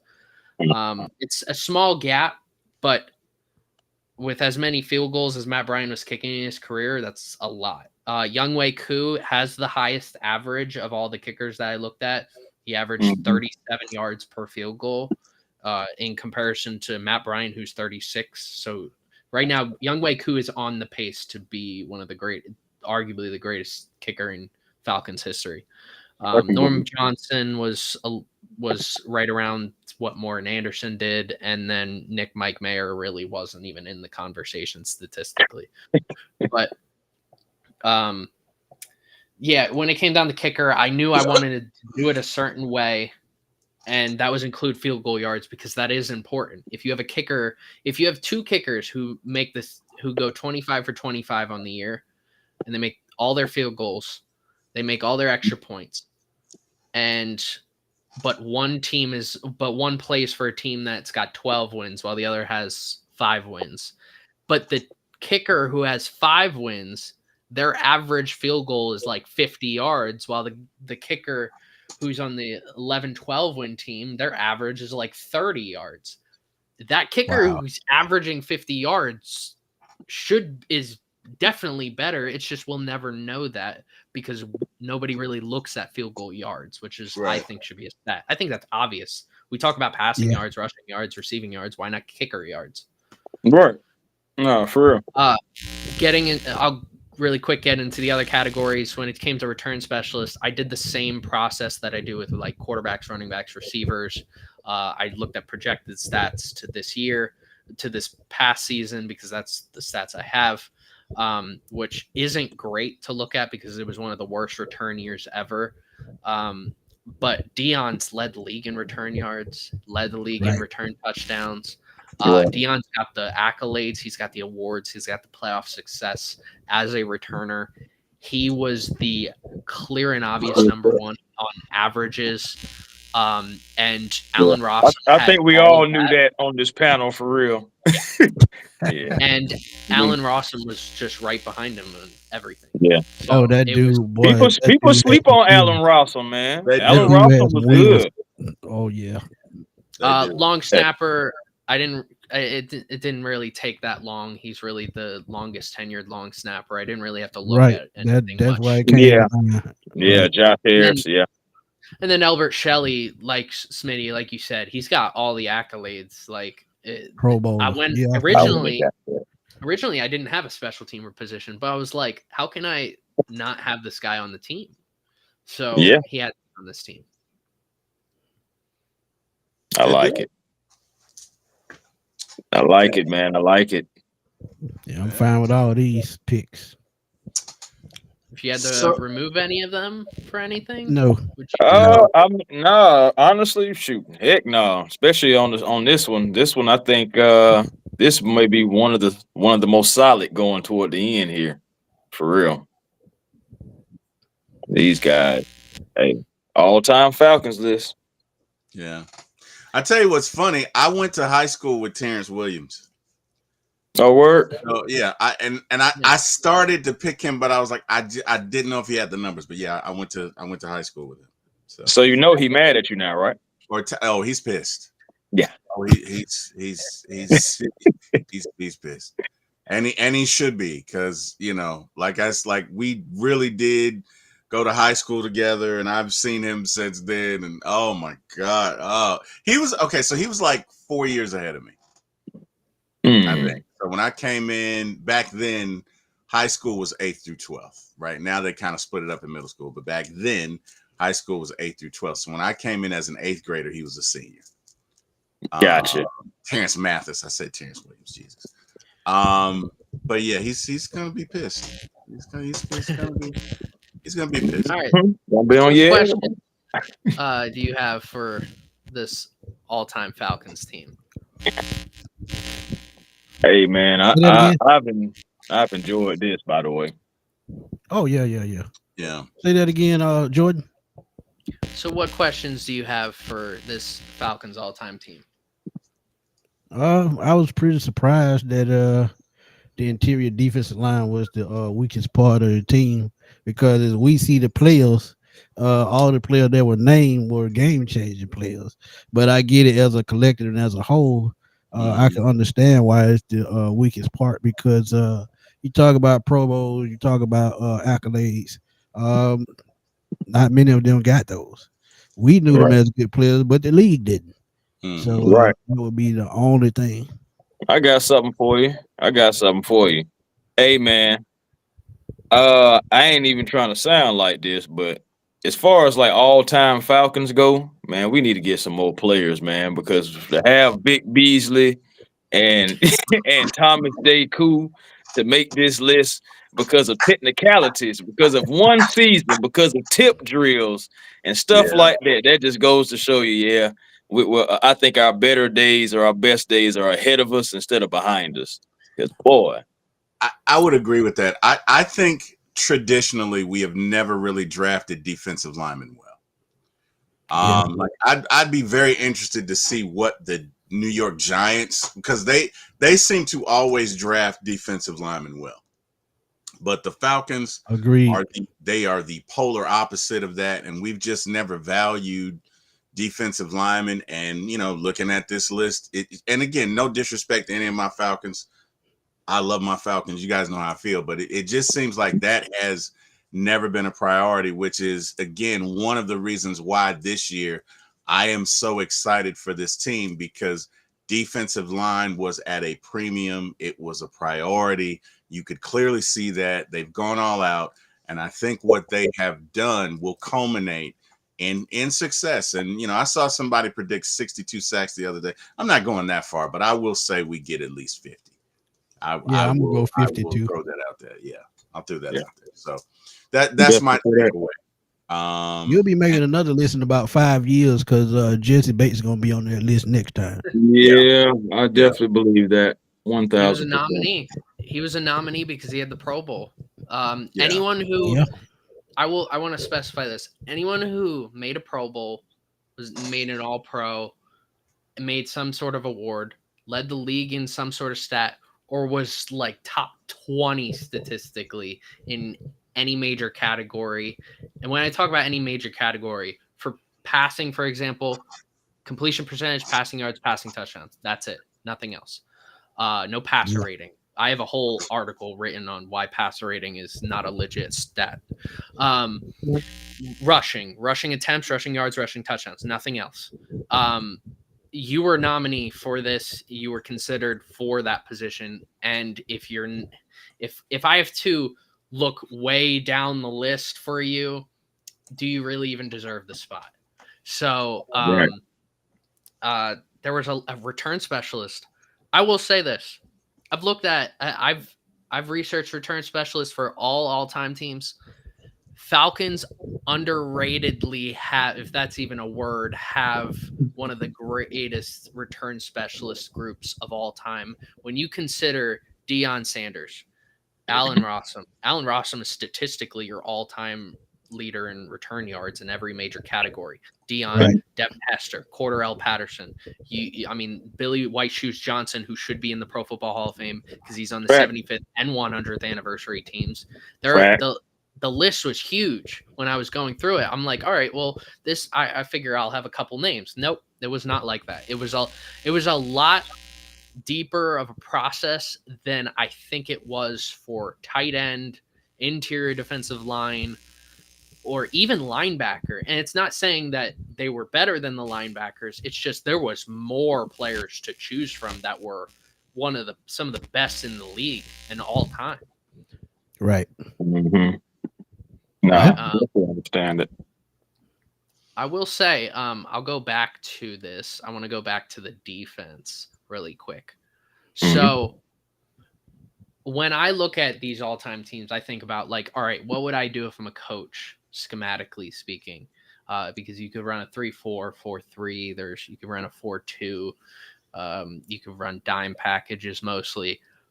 But if I'm looking at this group, I see two great edge rushers. I don't see a very deep interior defensive line. And I see a lot of great linebackers. I feel like you need Jesse Tuggle and Nobis to be on the field at all times. You need Humphrey and Abraham to be on the field at all times. Are you running a 3-4 or a 4-3 or maybe something else? What do you guys think? I would say 4-3 because you got Abraham and Humphrey on the edge on the 4-3, and you got Jared and Hall in the middle. And like you said, 3 linebackers on the field. Brooking, he turned into an extra defensive back really because he could cover. So could Dion Jones. You need him to come in. You look at Roland Lawrence and Dion, 2 of the better cover corners in the league. They would be, and then you have Scott Case who could play in the box. Yeah, and then your third I put Ray in the slot. Would be Ray Buchanan in the nickel. So yeah, I would definitely run a 4-3. My only question is, with today's rules, would Scott make it out of the first half? Because he'd be late. You know what I mean? It's like, so I mean, Scott would have to take a little bit off of it. He would, but I think he's a smart player. He'd be able to adjust. They would have to pay him extra just so he could pay his fine. There you go. Scott, man, Scott was laying folk out, man. Golly. Yeah, I'm okay with it. I agree with what you guys said. I just still I'm snatching Thomas Deku's ass off there, and definitely. You gotta let that go. I will not let it go. It's gone. Oh, I will not let it go. And you know what? Vic is not dressing. Okay, he might be on it. He's not dressing. He's not dressing. Street clothes. Absolutely not. Absolutely not. So Anthony Could you imagine Abraham and Humphrey on the field at the same time? That would be crazy. That's crazy. I wish I could. I wish I could make that happen, but it's all good. So Jordan, do you? Yeah, I have a question for you. Do you? Yeah. In baseball, there is a stat that is wins above replacement. Is there anything that exists like that in football? And for those of you who don't know what wins above replacement is, it's exactly that. How many wins do you contribute to or take away from it? It's a stat. So, for example, in baseball, if you are a 10 WAR player in a season, that means that you help them win 10 games. Which is a great player. And I'm sorry, Jordan. I just wanted to explain it. But does anything like that exist in the NFL currently today? No, you're fine. There isn't. And it would be hard in football. It'd be very easy to do that in basketball, hockey, baseball, because there's less. Like one player can contribute heavily to your success, versus, all right, take for example when the Eagles won the Super Bowl, our left tackle Jason Peters was out for the season. He got hurt later on in the season. Same thing with Carson Wentz. He got hurt. But the team was still great before their injuries. And after their injuries, the team still was great and ended up going and winning the Super Bowl. So it'd be very hard to use that for certain players to determine, like, all right, could this player be good or not? It'd probably be more beneficial saying this out loud to quarterbacks. But I don't want to give ESPN the right idea because I don't want to see that stat on every single quarterback I look at. Because they would just overuse that so much. As they are right now, man. Yeah.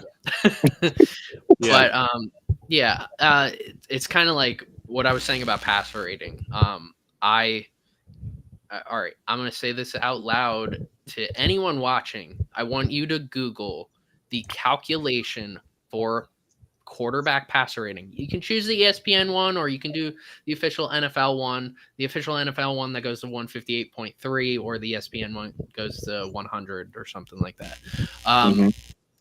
It is so random, some of the numbers that are integrated into this calculation, that you could make any quarterback good all time if you swapped out multiply by 7 with 6 instead. So I will never, if you'll never hear me talk about passer rating when I'm talking about quarterbacks. I will never ever. I've tried to come up with my own quarterback passer rating calculation.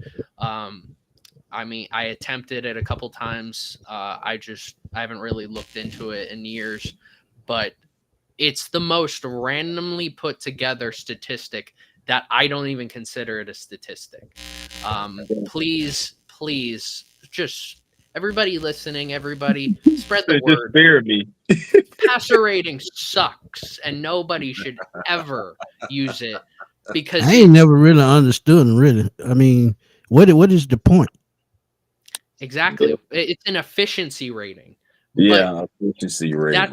That's bogus, saying it's an efficiency rating. So, and look, anyone listening and their arguments probably like, have you actually done the calculation? I have looked at this calculation. I wrote an essay in high school and college on why passer rating shouldn't be a statistic, because it doesn't make sense at the end of the day. It makes quarterbacks like Johnny Unitas look terrible.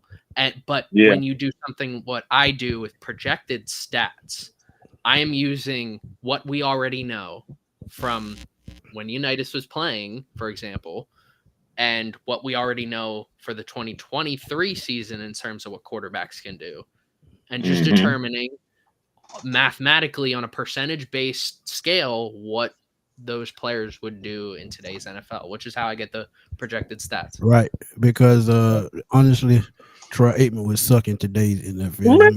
Listen, whoa, man, listen. I ain't gonna lie to you. Troy, hey, I'm just saying. Troy had a team, man. Let's just be honest. Troy had a team, though. Hold on, I excuse me. I'm choking on that bullshit that I agree. I agree with you. I'm choking on all of this bullshit. Hold on. No, I'm just saying Troy Aikman was a 60% career completion percentage. He wasn't really a good quarterback. He had Irvin and Emmitt Smith to carry him and a strong offensive line. As I've been talking about since I was 16 years old. You give Barry Sanders that team what Dallas had behind that offensive line. Tell you, they probably win 5-6 Super Bowls in a row. Hey man, are you gonna blame the man for the system that he played in? I mean, he only over 60%. My thing is, Terry, I ain't gonna lie. We could have put anybody on this panel. Anybody on this panel, I feel like could have played behind that team, man. Oh wow, you guys are really being. I'm not even a Cowboys fan. Terry, how many times did he throw for 3,000 yards in the season? Just saying, man. You said 3,000? When we talk about elite quarterbacks, have you ever noticed that Troy Aikman's name is never mentioned? I wouldn't call him elite, but I'm not gonna call him garbage. I mean, y'all are I ain't like never call him garbage. I didn't I didn't call say him he was garbage. garbage. I just said he couldn't play in today's NFL. Smitty. I mean, it's almost like you're comparing him to Heineke. Like, damn, dude. No. We know Come now. on, Come man. on now. We know Troy Aikman was better than Taylor Heineke. Whoa. Yeah. Yeah. All right, let's be fair. Let's be fair. Aikman could have played in today's era if Thank he was you. if he was playing on the 49ers. Damn.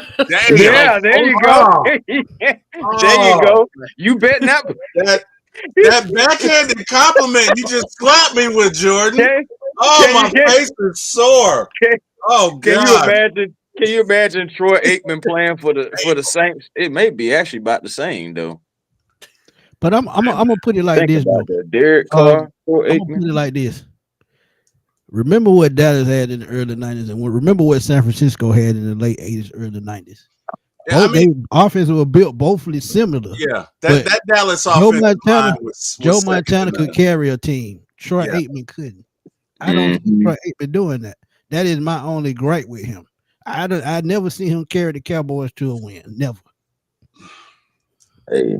He had a solid career, but being one of those quarterbacks in crunch time, I just never saw that out of Aikman. So guys, this brings up another question, right? This really brings up another question. So let's not turn this into a cowboy conversation. No, I'm not. Smitty 11K, who I love and respect. Well, I love and respect all of y'all, but Smitty 11K, you say bump that. Aikman could not play in today's league. Trade his ass for a case of beer. Okay, He wouldn't be an elite quarterback. That's not what you said. You said he couldn't play. You said he was an elite quarterback. Heineke 2.0. Jordan, you said you gonna trade him for a Taco Bell meal and some damn chips. That's what you doing with him. All right, Jordan, you say that he could play if he had a coordinator like Kyle Shanahan, right? Well, all right. In either a coordinator like Shanahan, but more the weapons that the Niners or the Eagles have. Okay. Then yeah. I'm sure any quarterback could play. Wow, man. Well, okay. That's bro. Again, if we talking about numbers, go look at his numbers. He was not an elite quarterback. I'm not saying he was elite. I'm not. Look. Okay. Hold on. I'm not saying he was elite. The man was 94 and 71. He had 61.5 completion percentage. He had over, 32,000 yards, 165 touchdowns, 141 interceptions. Look, his ratio I think I can get back there and do those numbers, bro. I'm sorry. Man, y'all are being mad disrespectful right now. Ooh, wee. Wow. You know what? I'm telling you, he would not be an elite quarterback. So what you're saying is, right? To kind of interpret what you're saying we could take Desmond Ridder back in time and put him behind that Cowboys defensive line. And there we are. That's what you did. That's what Chris said. That's what Chris said. Yeah, you did. You said, man, I feel like I can do it. I feel like any one of them. I ain't gonna lie to you. I feel like did you see last season? I feel like I can get out there and do a little better than what Desmond did right there. Because one thing about it, I ain't gonna turn the ball over. I may just tuck and run. I may just tuck and run. I will say, I have my spreadsheet for projected stats for all the Cowboys quarterbacks. And if you projected every quarterback, if they were playing in 2023, Aikman has a good completion percentage, but his less touchdowns passes than Dak Prescott. He would have he'd be second all time in passing yards, but he doesn't have that many touchdowns. He's got a high completion percentage. What that sounds to me like is he would complete all his passes to his golden weapons that he was surrounded by, But when it came to scoring, there was some guy named Emmett Smith. Emmett Smith. Yeah, exactly. So I'm saying, just some guy. Don't know who he was. Yeah, he was pretty good. Yeah. Just says this. Come on, man. Woo! Yeah. Okay. Let me put this. Funny. Hold on. Let me see if I can do this. I gotta see if I can do this just for my boy T Will. Cause I love my boy T Will, boy. I love my man. I love you back, brother. Hey, But, who's right, the guy that fixes the lights? Hey, we need you to win a game. Troy's hurt. Come back here. Yeah, all you gotta do is hand the ball off and throw it to Michael Irvin. You're good. That's all you gotta do. That's all you gotta do. We got a defense that's gonna back you up. All right, so check this out. All right, I put in Troy Aikman's numbers versus Derek Carr. Yeah, Derek Carr is going to be higher. I guarantee. Look at it. I guarantee. Yep. It's First a of all, different league. Derek Carr. I don't want to hear that. That's why I don't want to hear that.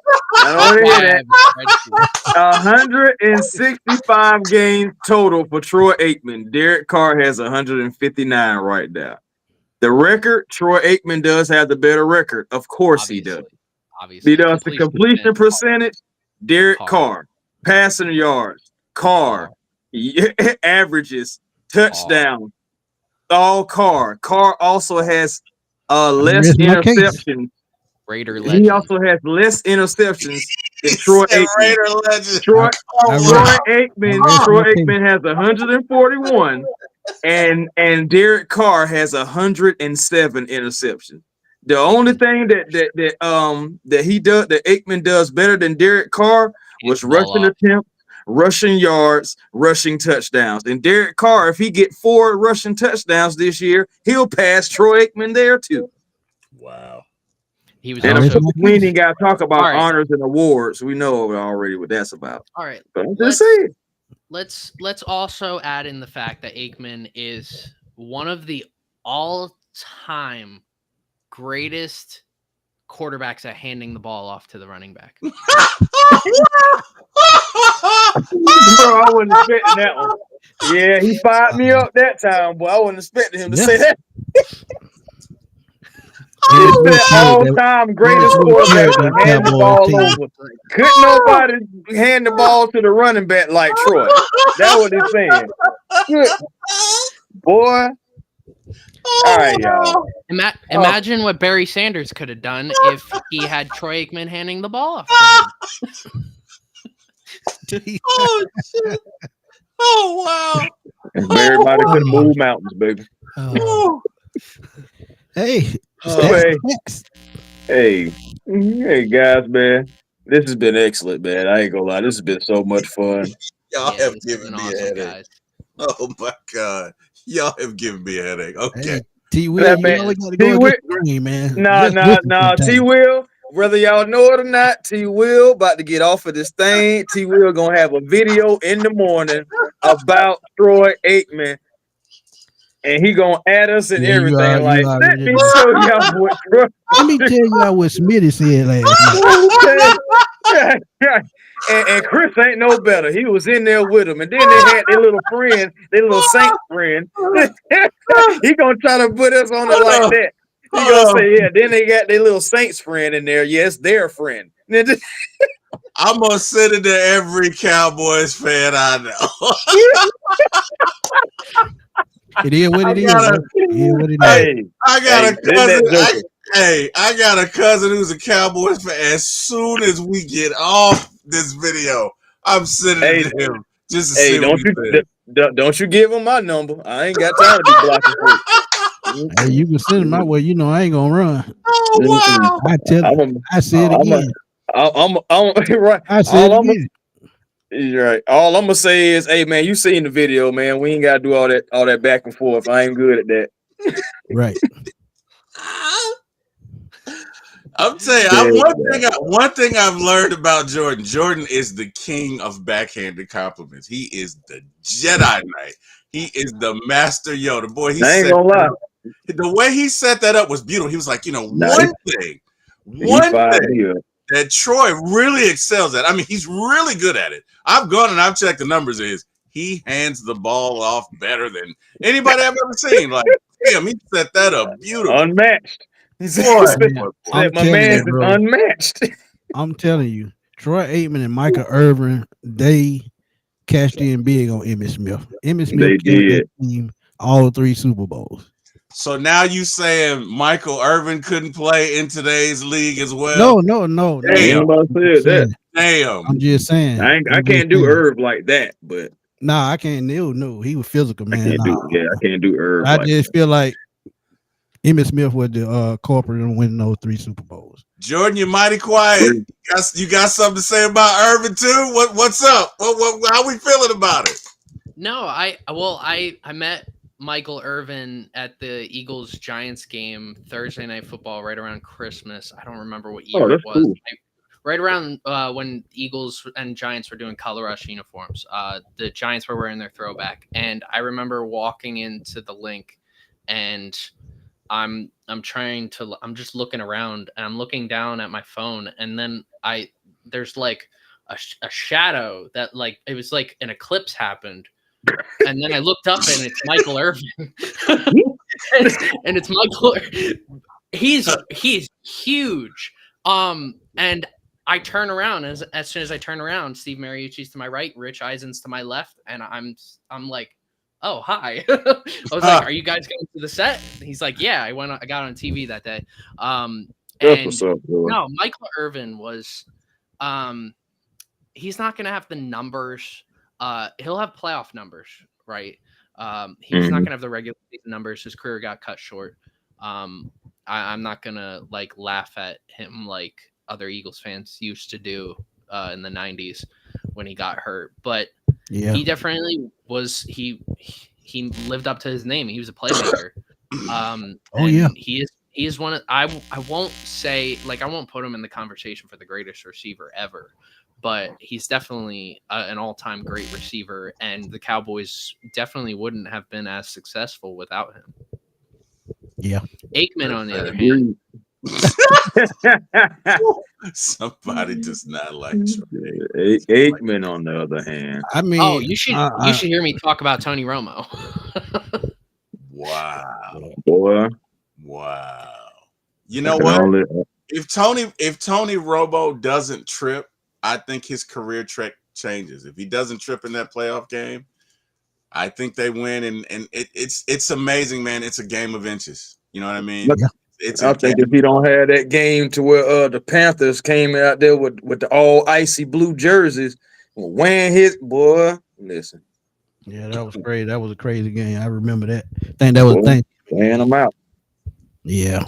It's a game of inches, man. If Kyle kicks that field goal with the Falcons, just think of how history is changed, right? We probably don't get Arthur Smith. Maybe we end up getting Raheem. Maybe we end up getting somebody else. But we probably end up not getting Arthur Smith, because I think any Falcons coach that wins a Super Bowl just earned himself 5-6 years. I mean, we've never won a Super Bowl before. So if you do, number one, you're not going to pay for a meal ever in Atlanta. And I mean, right. 4 years from now, your meals are free. Your utilities might be free for a while. But, you know, I mean, it's just a little thing. If he just kicks that field goal, it's 4 minutes left. If he kicks that field goal, that is a 2-possession lead. And I don't think even our defense could have given that up in that time frame. So it's the little things, man. It's the little things. But yeah.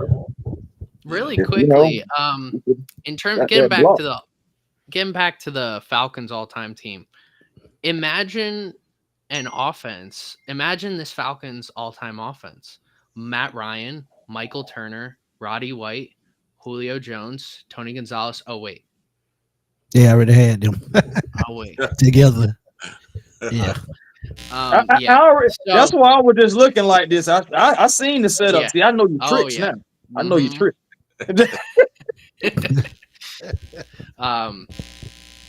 All right, I'll take one shot. This team would still have no rings. That's my only shot. And it goes quiet. I mean, hey man, You know what? You're doing good just to do the podcast, bro. You deserve a shot. It's all good. You both Just wearing a one. Falcon jersey and being a Saints fan. You've gone way beyond what I would do. So, hey, man, you deserve a shot. I gotta go with the theme. Like, if I got a Panthers Julius Peppers jersey. If I was in a Panthers podcast or anything, I'd be wearing a Panthers jersey. The only jersey I refuse to wear is a Cowboys jersey. You will never pay me to wear a Cowboys jersey. I want to repeat that. Bill Gates, any rich person ever, a billionaire is out there. If you want to pay me $1 billion, maybe I'll consider it. But otherwise, you hate the Cowboys that bad? Oh, absolutely. I hate the Cowboys more than anything. Yeah, I hate the Cowboys more than any team. We can agree on that, though. I don't like Cowboys either. Question for the panel. So Chris and Smitty, to Jordan's point, Bill Gates comes to you and says, "I'll give you $1 billion to put on a Saints jersey and be seen doing it." Are you doing it? Nope. You're gonna lose some friends. Are you doing it? $1 billion with a B. Because I love what I do, so I wouldn't do that. You can still do what you're doing. It will be hard though, man. The thing about it is, man, you might get beat up walking in the stadium. Right, bro. Like now take some of them billions and get this, doctors, you know what I'm saying? Nope. You know what I'm saying? You know what I'm saying? You traitor. You sold for the money. Get that $1 billion, get top of the line security. Yeah, that's what I'm saying. Like Mike, you sold. Regardless, you sold. And everybody know that you sold. Let's be real. $1 billion, not $1 million. $1 billion. You never have to worry about anything in your life. I'm just asking. Okay, let me ask you this. What price do you put on respect? Let me ask you that. I would say $1 billion. I would say right at $1 billion. I'm just kidding. And I ain't got nothing else to say. I'm just kidding. I'm just kidding. I would do it behind closed doors. Nobody would have to know. It's okay. Where is Eric Parker? Where is Eric Parker? That man said $1 billion. You're telling me you wouldn't do it, and then afterwards say, "Oh, that was photoshopped." I'm not telling you I wouldn't do anything. I think I'm the only one on this panel. I thought about the Photoshop thing, Jordan. But you know it's gonna be somebody that's gonna come out with some footage like it wasn't no damn me. I got the proof right here. The bad part about it, if you get beat up at the front door, T Will just gonna walk right past it. That. Oh wow, I would not. You're like Iverson did T Will. Like Iverson did T Lou. Now hold on. Y'all know I have love for y'all. I would not do that. But I'm just being honest. That's a tough. $1 billion with a B. I told you. Like y'all can talk that trash. $1 billion. But you got to understand. Once somebody judge you about certain things, it never goes away. It never goes away. It never be seen in public. Let me be real. Okay, $1 billion. Does it matter? Does it matter what they judge me? I can buy my own box. I can have security walking with me, and I'll probably need it. But I can have my security walking with me into the game. I'm good. All I'm saying is you better take some of that $1 billion and create a business so you can keep on cycling the money for that security you're gonna have to pay for year round, year after year for the rest of your life. What if it's like? What if you're wearing a Morton Anderson Saints jersey, Falcons and Saints? That's not gonna matter. They're not gonna care. That ain't gonna matter. They're not gonna care. It just that hatred is just a little bit too much. That's I don't know. It's just like okay, all right, Jordan. That's just like me telling you go ahead and throw on a Curtis Lofton Falcon jersey. All right, okay. And be like, ask him to wear a Michael Irvin jersey. Like that's different. And be I got a Michael Irvin jersey. But Now, would you I be say you seen picked the wrong in person. it? You had to say Troy Aikman. Would you be seen in it though? Like you have it, but would you be seen in public with it? Am I getting $1 billion? $1 billion. I'm just asking. I'd be able. I can admit I'm conflicted right now. Okay, and my love for my Falcons. We're going to talk more about this off the air. I can already see that. This don't turn into from the Falcons we all are time talking team. about Whether we wearing something that we don't want to wear for $1 billion. The only way that I would do it is if I lost the bet and everybody knew that I lost that bet. Yeah, I would have to honor that bet. But other than that, just to do it, no. So here's the cover story, Jordan. He would put it out there that there was a bet ahead of time, right? And then so that's the loophole. Got it. Okay. Ladies and gentlemen, I present to you the angle. Right. No, I mean, man, I love my Falcons, but $1 billion? He said, bro, I'm taking that money. He said, bro, I'm feeling $1 billion I'm with gonna $1 take billion. that billion. He said, I'm gonna take that billion and be sitting next to Arthur. What you talking about? Bro, let me tell you something. Let me tell you something.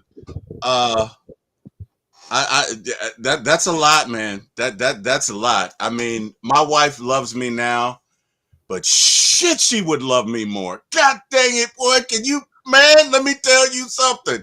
Woo-wee! I'm just saying. I'm not saying I would do it, okay? Because I don't have the stones to admit that shit on this post. But I would really have to think about it. Like, it would be a crisis of conscience. Like, I would have to pray, and I don't know, I might have to call my brother and be like, hey, man, I love you, but I'm going to ask you for forgiveness ahead of time, okay? Because you might not speak to me, like, for a couple of years. But just know the cover story is I lost a bet, okay? So you shouldn't get any flack from it. You know, we're going to put it out there that I lost the bet. But people gonna remember on August 29th. This live right here. You ain't gonna be able to fool nobody. Bruh, I'll be like, hey man, I'll throw you 10 million in. You good? You all right? And I got a feeling. I mean, this is hypothetical, bro. This is hypothetical. First off, this shit's never gonna happen. I mean, first and foremost. It's not gonna happen. Are you sure? John Cena follows me on Twitter. So look, he knows people. I mean, you never know. Bro, John Cena. I'm just look at Jordan hyping this shit up. Look at him just staring at That's all. This is getting streamed to X, and John Cena follows us on X. Oh wow! So I'm sure John Cena knows a guy who knows a guy who's a billionaire. So hypothetical is gonna actually happen. Yeah, no. Yeah, but I tell you what, man, it would be a crisis of conscience. Like, I probably would lose weight behind that decision. It would be some sleepless nights. Man, Lord forbid if my wife found out about it, because, you know, I'm just saying, okay? I'm just saying, you know. So let me get this right, T. Will. He's offering you $1 billion, okay? $1 billion. For one time to put this on, and you not like that would introduce some conflict. I don't know that my marriage is ready for, and we've been married for 31 years. $1 billion with a B? Y'all not keeping it real, man. Y'all not keeping it real. Because I think once they see money don't make everybody happy. Once they see you just not. Let me hold on one sec, Jordan. Let me deal with this, okay? Because this is a misnomer. The person that says money won't make you happy is just not trying hard enough. Damn it! Nobody respects a quarter. You're just not trying. You're just not trying hard enough. Okay, whatever. $1 billion? Shit. Let me tell you something. I'm really upset that this happened. I think I'll go buy a car and work out my grief. It'll be okay. You know what? Let me take this trip to Monaco. Okay. And me and Kim And I'm just saying. So I'm kidding. so guys. emotional. Let me wipe my tears with the $100 bills. Oh wow! I got 100s and you're gonna be living with that kind of money. You're gonna be living like Coming to America. They're gonna be wiping your face, taking $1 your billion. bath, and everything. Bro, I would be on first off, I would be on an island. Okay. Wait, who is that? Kim, is that you? Hey, Kim, let me ask you a question. You're not gonna be on camera, but I need you to come in here so they can hear you. America is watching, Kim. Come on. Come on, Kim. John Cena is watching. John Cena is watching, Kim. Okay. And Chris is look at Chris's face. Oh, boy, What is going on with Chris? What's going on with Chris right now? Man, I don't start looking at some stuff. No, they need to hear you, Kim. Come on. Okay, I'll talk loud. Okay, so Kim, you know I'm a Falcons fan, right? No, I didn't know. Stop being sarcastic, okay? America doesn't know you, What you Kim. said? You said he a Bucks fan. I did not say that. No. So you know, I knew it. I can see it in your eyes. oh my God, Kim, you know I'm a Falcons fan, right? Die hard. All right, so Kim, let me ask you this question. We've been married for 31 years, right? Yes, sir. You love me and I love you, right? Yes. All right. If Bill Gates offered me $1 billion to violate the most sacred Falcons code and put on a Saints jersey for like 10 minutes and be seen by America, are you going to be pissed at me if I don't do it? Yeah. America, you heard it. She's going to be. How long are you going to be pissed at me, Kim? She said, "Get it done." For the rest of our marriage. So there you go, America. Okay, there will be pressure. This is a crisis of conscience that I would go through. It is not as cut and dry as people think it is. Okay, because when I got married, the preacher said, above all others. Okay, I will put my wife above all others. So I'm just saying, it's a crisis of conscience. I'm not saying if I would do it because I don't have the balls to admit that on national TV.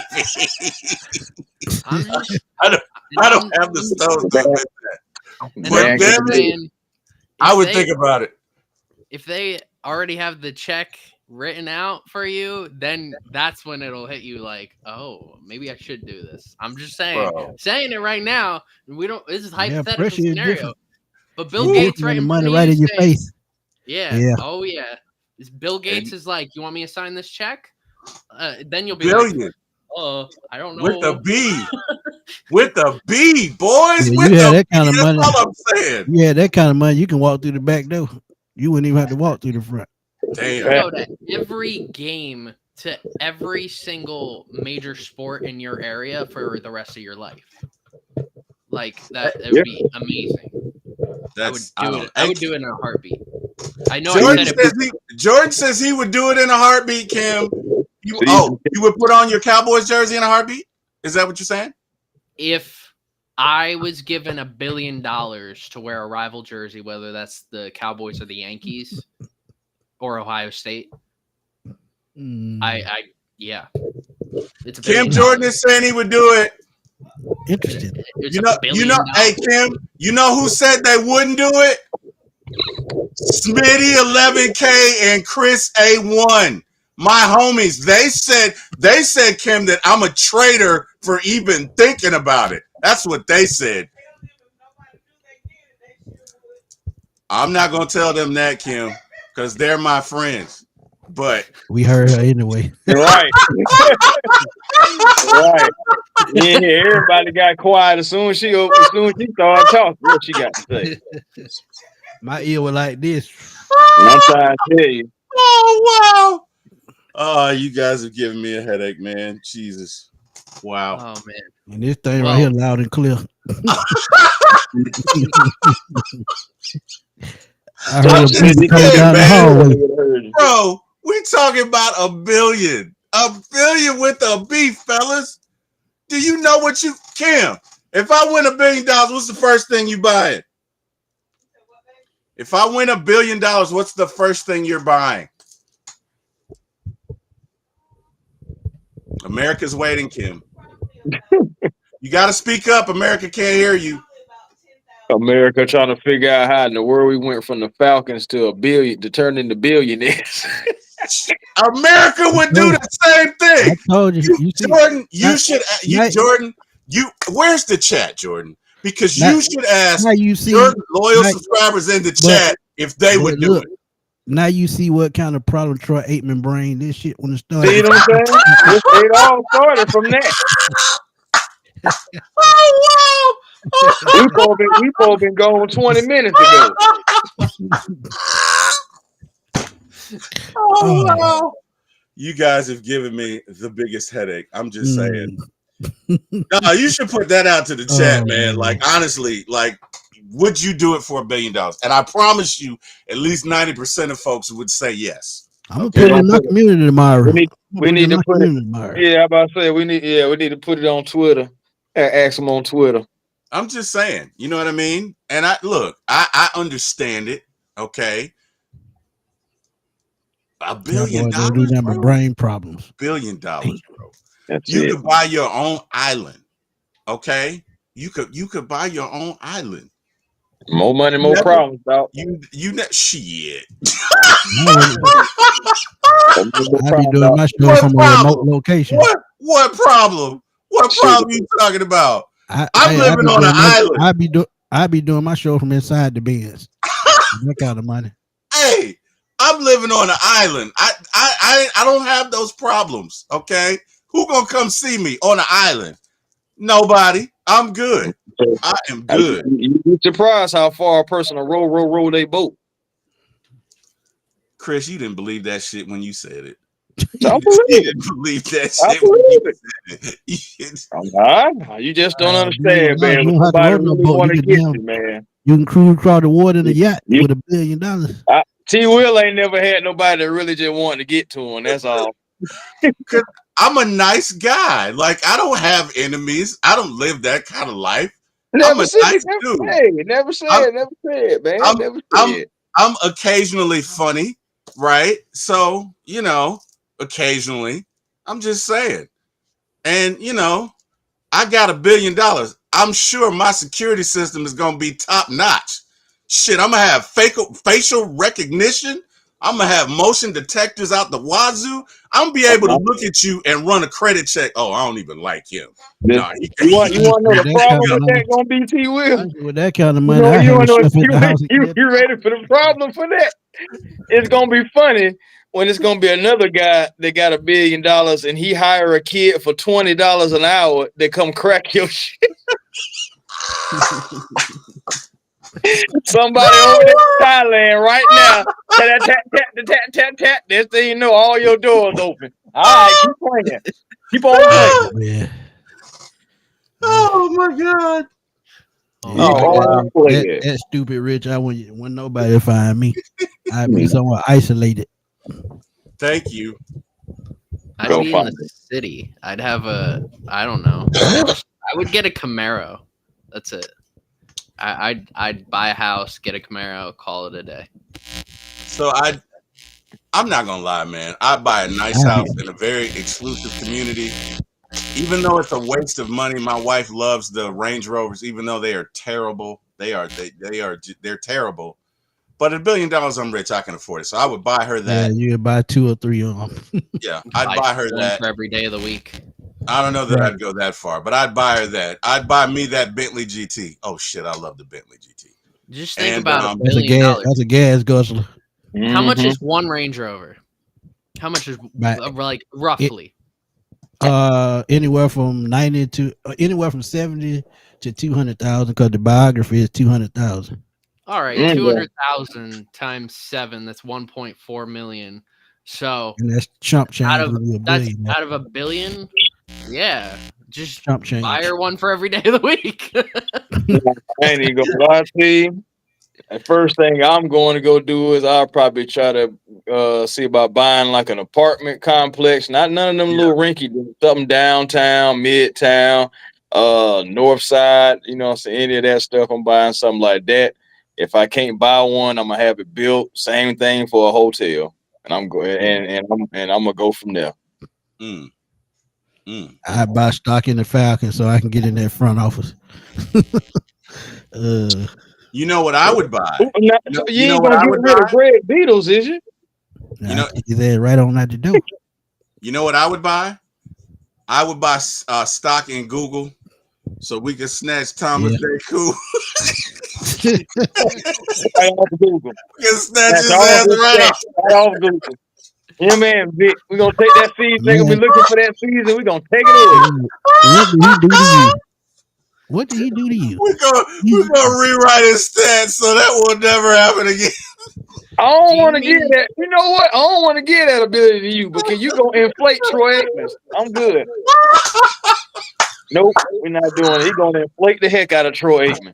Nope. Man, I don't have any skin in the game with Troy. It's just, I just thought y'all's comment was a little disrespectful. You know what I mean? I understand 3 Super Bowl, but let's be real. He's Without a Hall any of depth in Famer. the offensive line, he would not be Troy Aikman, the Hall of Fame quarterback. I mean, but you could say that about Terry Bradshaw. You could say that about. Oh yeah. Wait. I'm just saying. Okay, Terry Bradshaw, one of the most underrated, overrated quarterbacks of all time. Man, he is a luxury brand Trent Dilfer. Ooh, Man, that is cold, man. And plus, he's very. I don't know if you've ever seen him. He's very funny. Okay, so whatever. Oh, yeah, he's funny. Yeah, he's funny.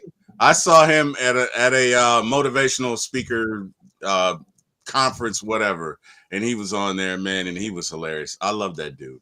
I mean, no, he's not elite, okay, but he was what that team needed, right? He was what that team needed to win. I don't subscribe to the theory that you can just throw anybody in there and they win because, again, quarterback, you have to lead. It's not like, oh, we're just gonna snap. And I don't agree with that. You have to have a connection with your guys.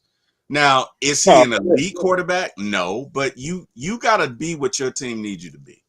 So, I'm just saying, man, Troy Aikman is a Hall of Famer. Terry Bradshaw is a Hall of Famer. Say what you. Even Trent Dilfer has a ring. Now, granted, I mean, he probably was the greatest. I think that's kind of Smitty's point. Exactly. Yeah, but there have been great defensive teams that didn't win a Super Bowl. Because look, let's be real. Even our Atlanta Falcons, I bet you we would have won with Terry Bradshaw. I bet you we would have won with Troy Aikman. Last year, I bet you we would have won with them. So, hey, whatever. No, we wouldn't have because we still had Arthur Smith as our coach. We wouldn't have won with them. Shots fired. Damn. You think Troy Aikman's gonna do read options? He's just gonna do what he. No, he's gonna do what he does best: hand the ball off. Hand it off to Bajan. Jordan, a very wise man once told me that if Troy came up in this time, then he would adapt to the times, to the play. A very wise man once told me that. You know what I mean? Mm-hmm. I think his initials are JB, but I'm just saying. So for a wise man too. And wise about that ball, though. And this wise man also said that statistically he wouldn't improve all that much. Oh, and wow. He'd probably be around the same dude that he was then. He'd have a higher completion percentage. That's about it. And more yards per game. But you know who he wouldn't be? Derek Carr's numbers again. Is Derek Carr Desmond Ritter? No, he is not. So thank you. Okay. Hey, it's still Derek Carr. All right, you know what? Just for you, I may look up David Carr. So let me look up David Carr. Don't go that far. You might have crossed the line. Oh, I did not know my brother Chris was so bad. He do got a Super Bowl ring. He does have a Super Bowl ring. See if I can put this thing Super together Bowl ring for my man. Oh man. No, man, but jokes aside, though, man, Hey man, this has been great again, man. I'm glad Jordan, put this together, unbiased again, because he's not a Falcon fan. It was Yeah, beautiful, and I'm happy that we did this seriously. yeah. Yeah. Big All ups to right. Jordan for putting this together, man. Definitely. Thank you, guys. You got to do the Cowboys next because you said that we've been talking Cowboys, so you got to do the Cowboys And next. and, Oh, and please have T. oh. Will on the panel. I need motivation. I need motivation to do a team. That's not going to motivate me to do it. Yeah, I mean, yeah, I am thinking about what team to do next. I don't know. I when I started talking to Chris about doing streams with him, that's when I got motivation. I was like, oh, I should do a Falcons all-time team. That would be something cool to talk about. And finally, we're here like a couple months later. So thank you, everyone for coming. Thank you guys for being here. No doubt. Really quick, shout out again to wherever you guys want these guys to go follow you at. T. Will, you're up. All right, I can be reached like it's an office. You guys can see me at For My ATL Sports 1. Hold on, wait a minute. Hold on. Hey Jordan, you know that was some bullshit about Troy, right? I'm just saying. Yeah. You understand that, right? Okay, we got to talk off camera. Okay, all right, thanks. No, All I you can find me at For My ATL Sports 1. I'm on three-way trust up.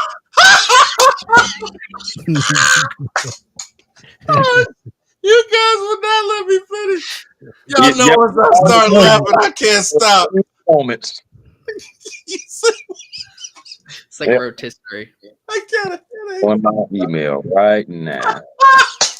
I am a Falcon fan.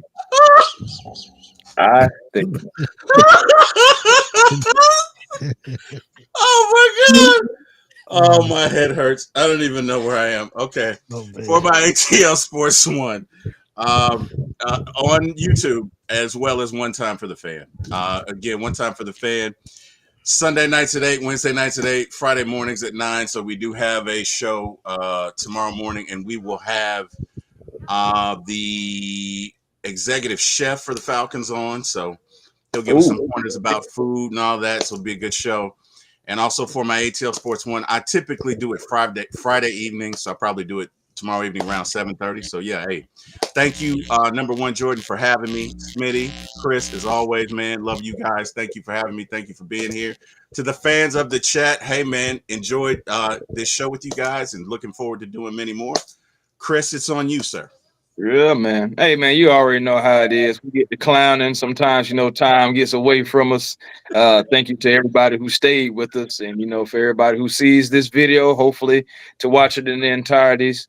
Man, thank you guys for, coming out. Again, this was a great idea about Jordan. I appreciate him having me on, Smitty, T. Will, to talk about this. Honestly, A1 Forever Sports on YouTube, come on by, have a conversation with me. I'll talk a little to anybody. So come on by. TikTok, the real A1 Forever. X is A1 Forever, and Instagram A1 Forever, man. Just come on by, have a conversation, talking football, basketball, baseball. Shoot, I'm also getting into some other things too. I'm working on trying to get into this gaming aspect of sports or whatnot. So I'm working on some things behind the scenes, trying to link up and network with people. Just looking forward to the season ahead of us, y'all. Let's get it.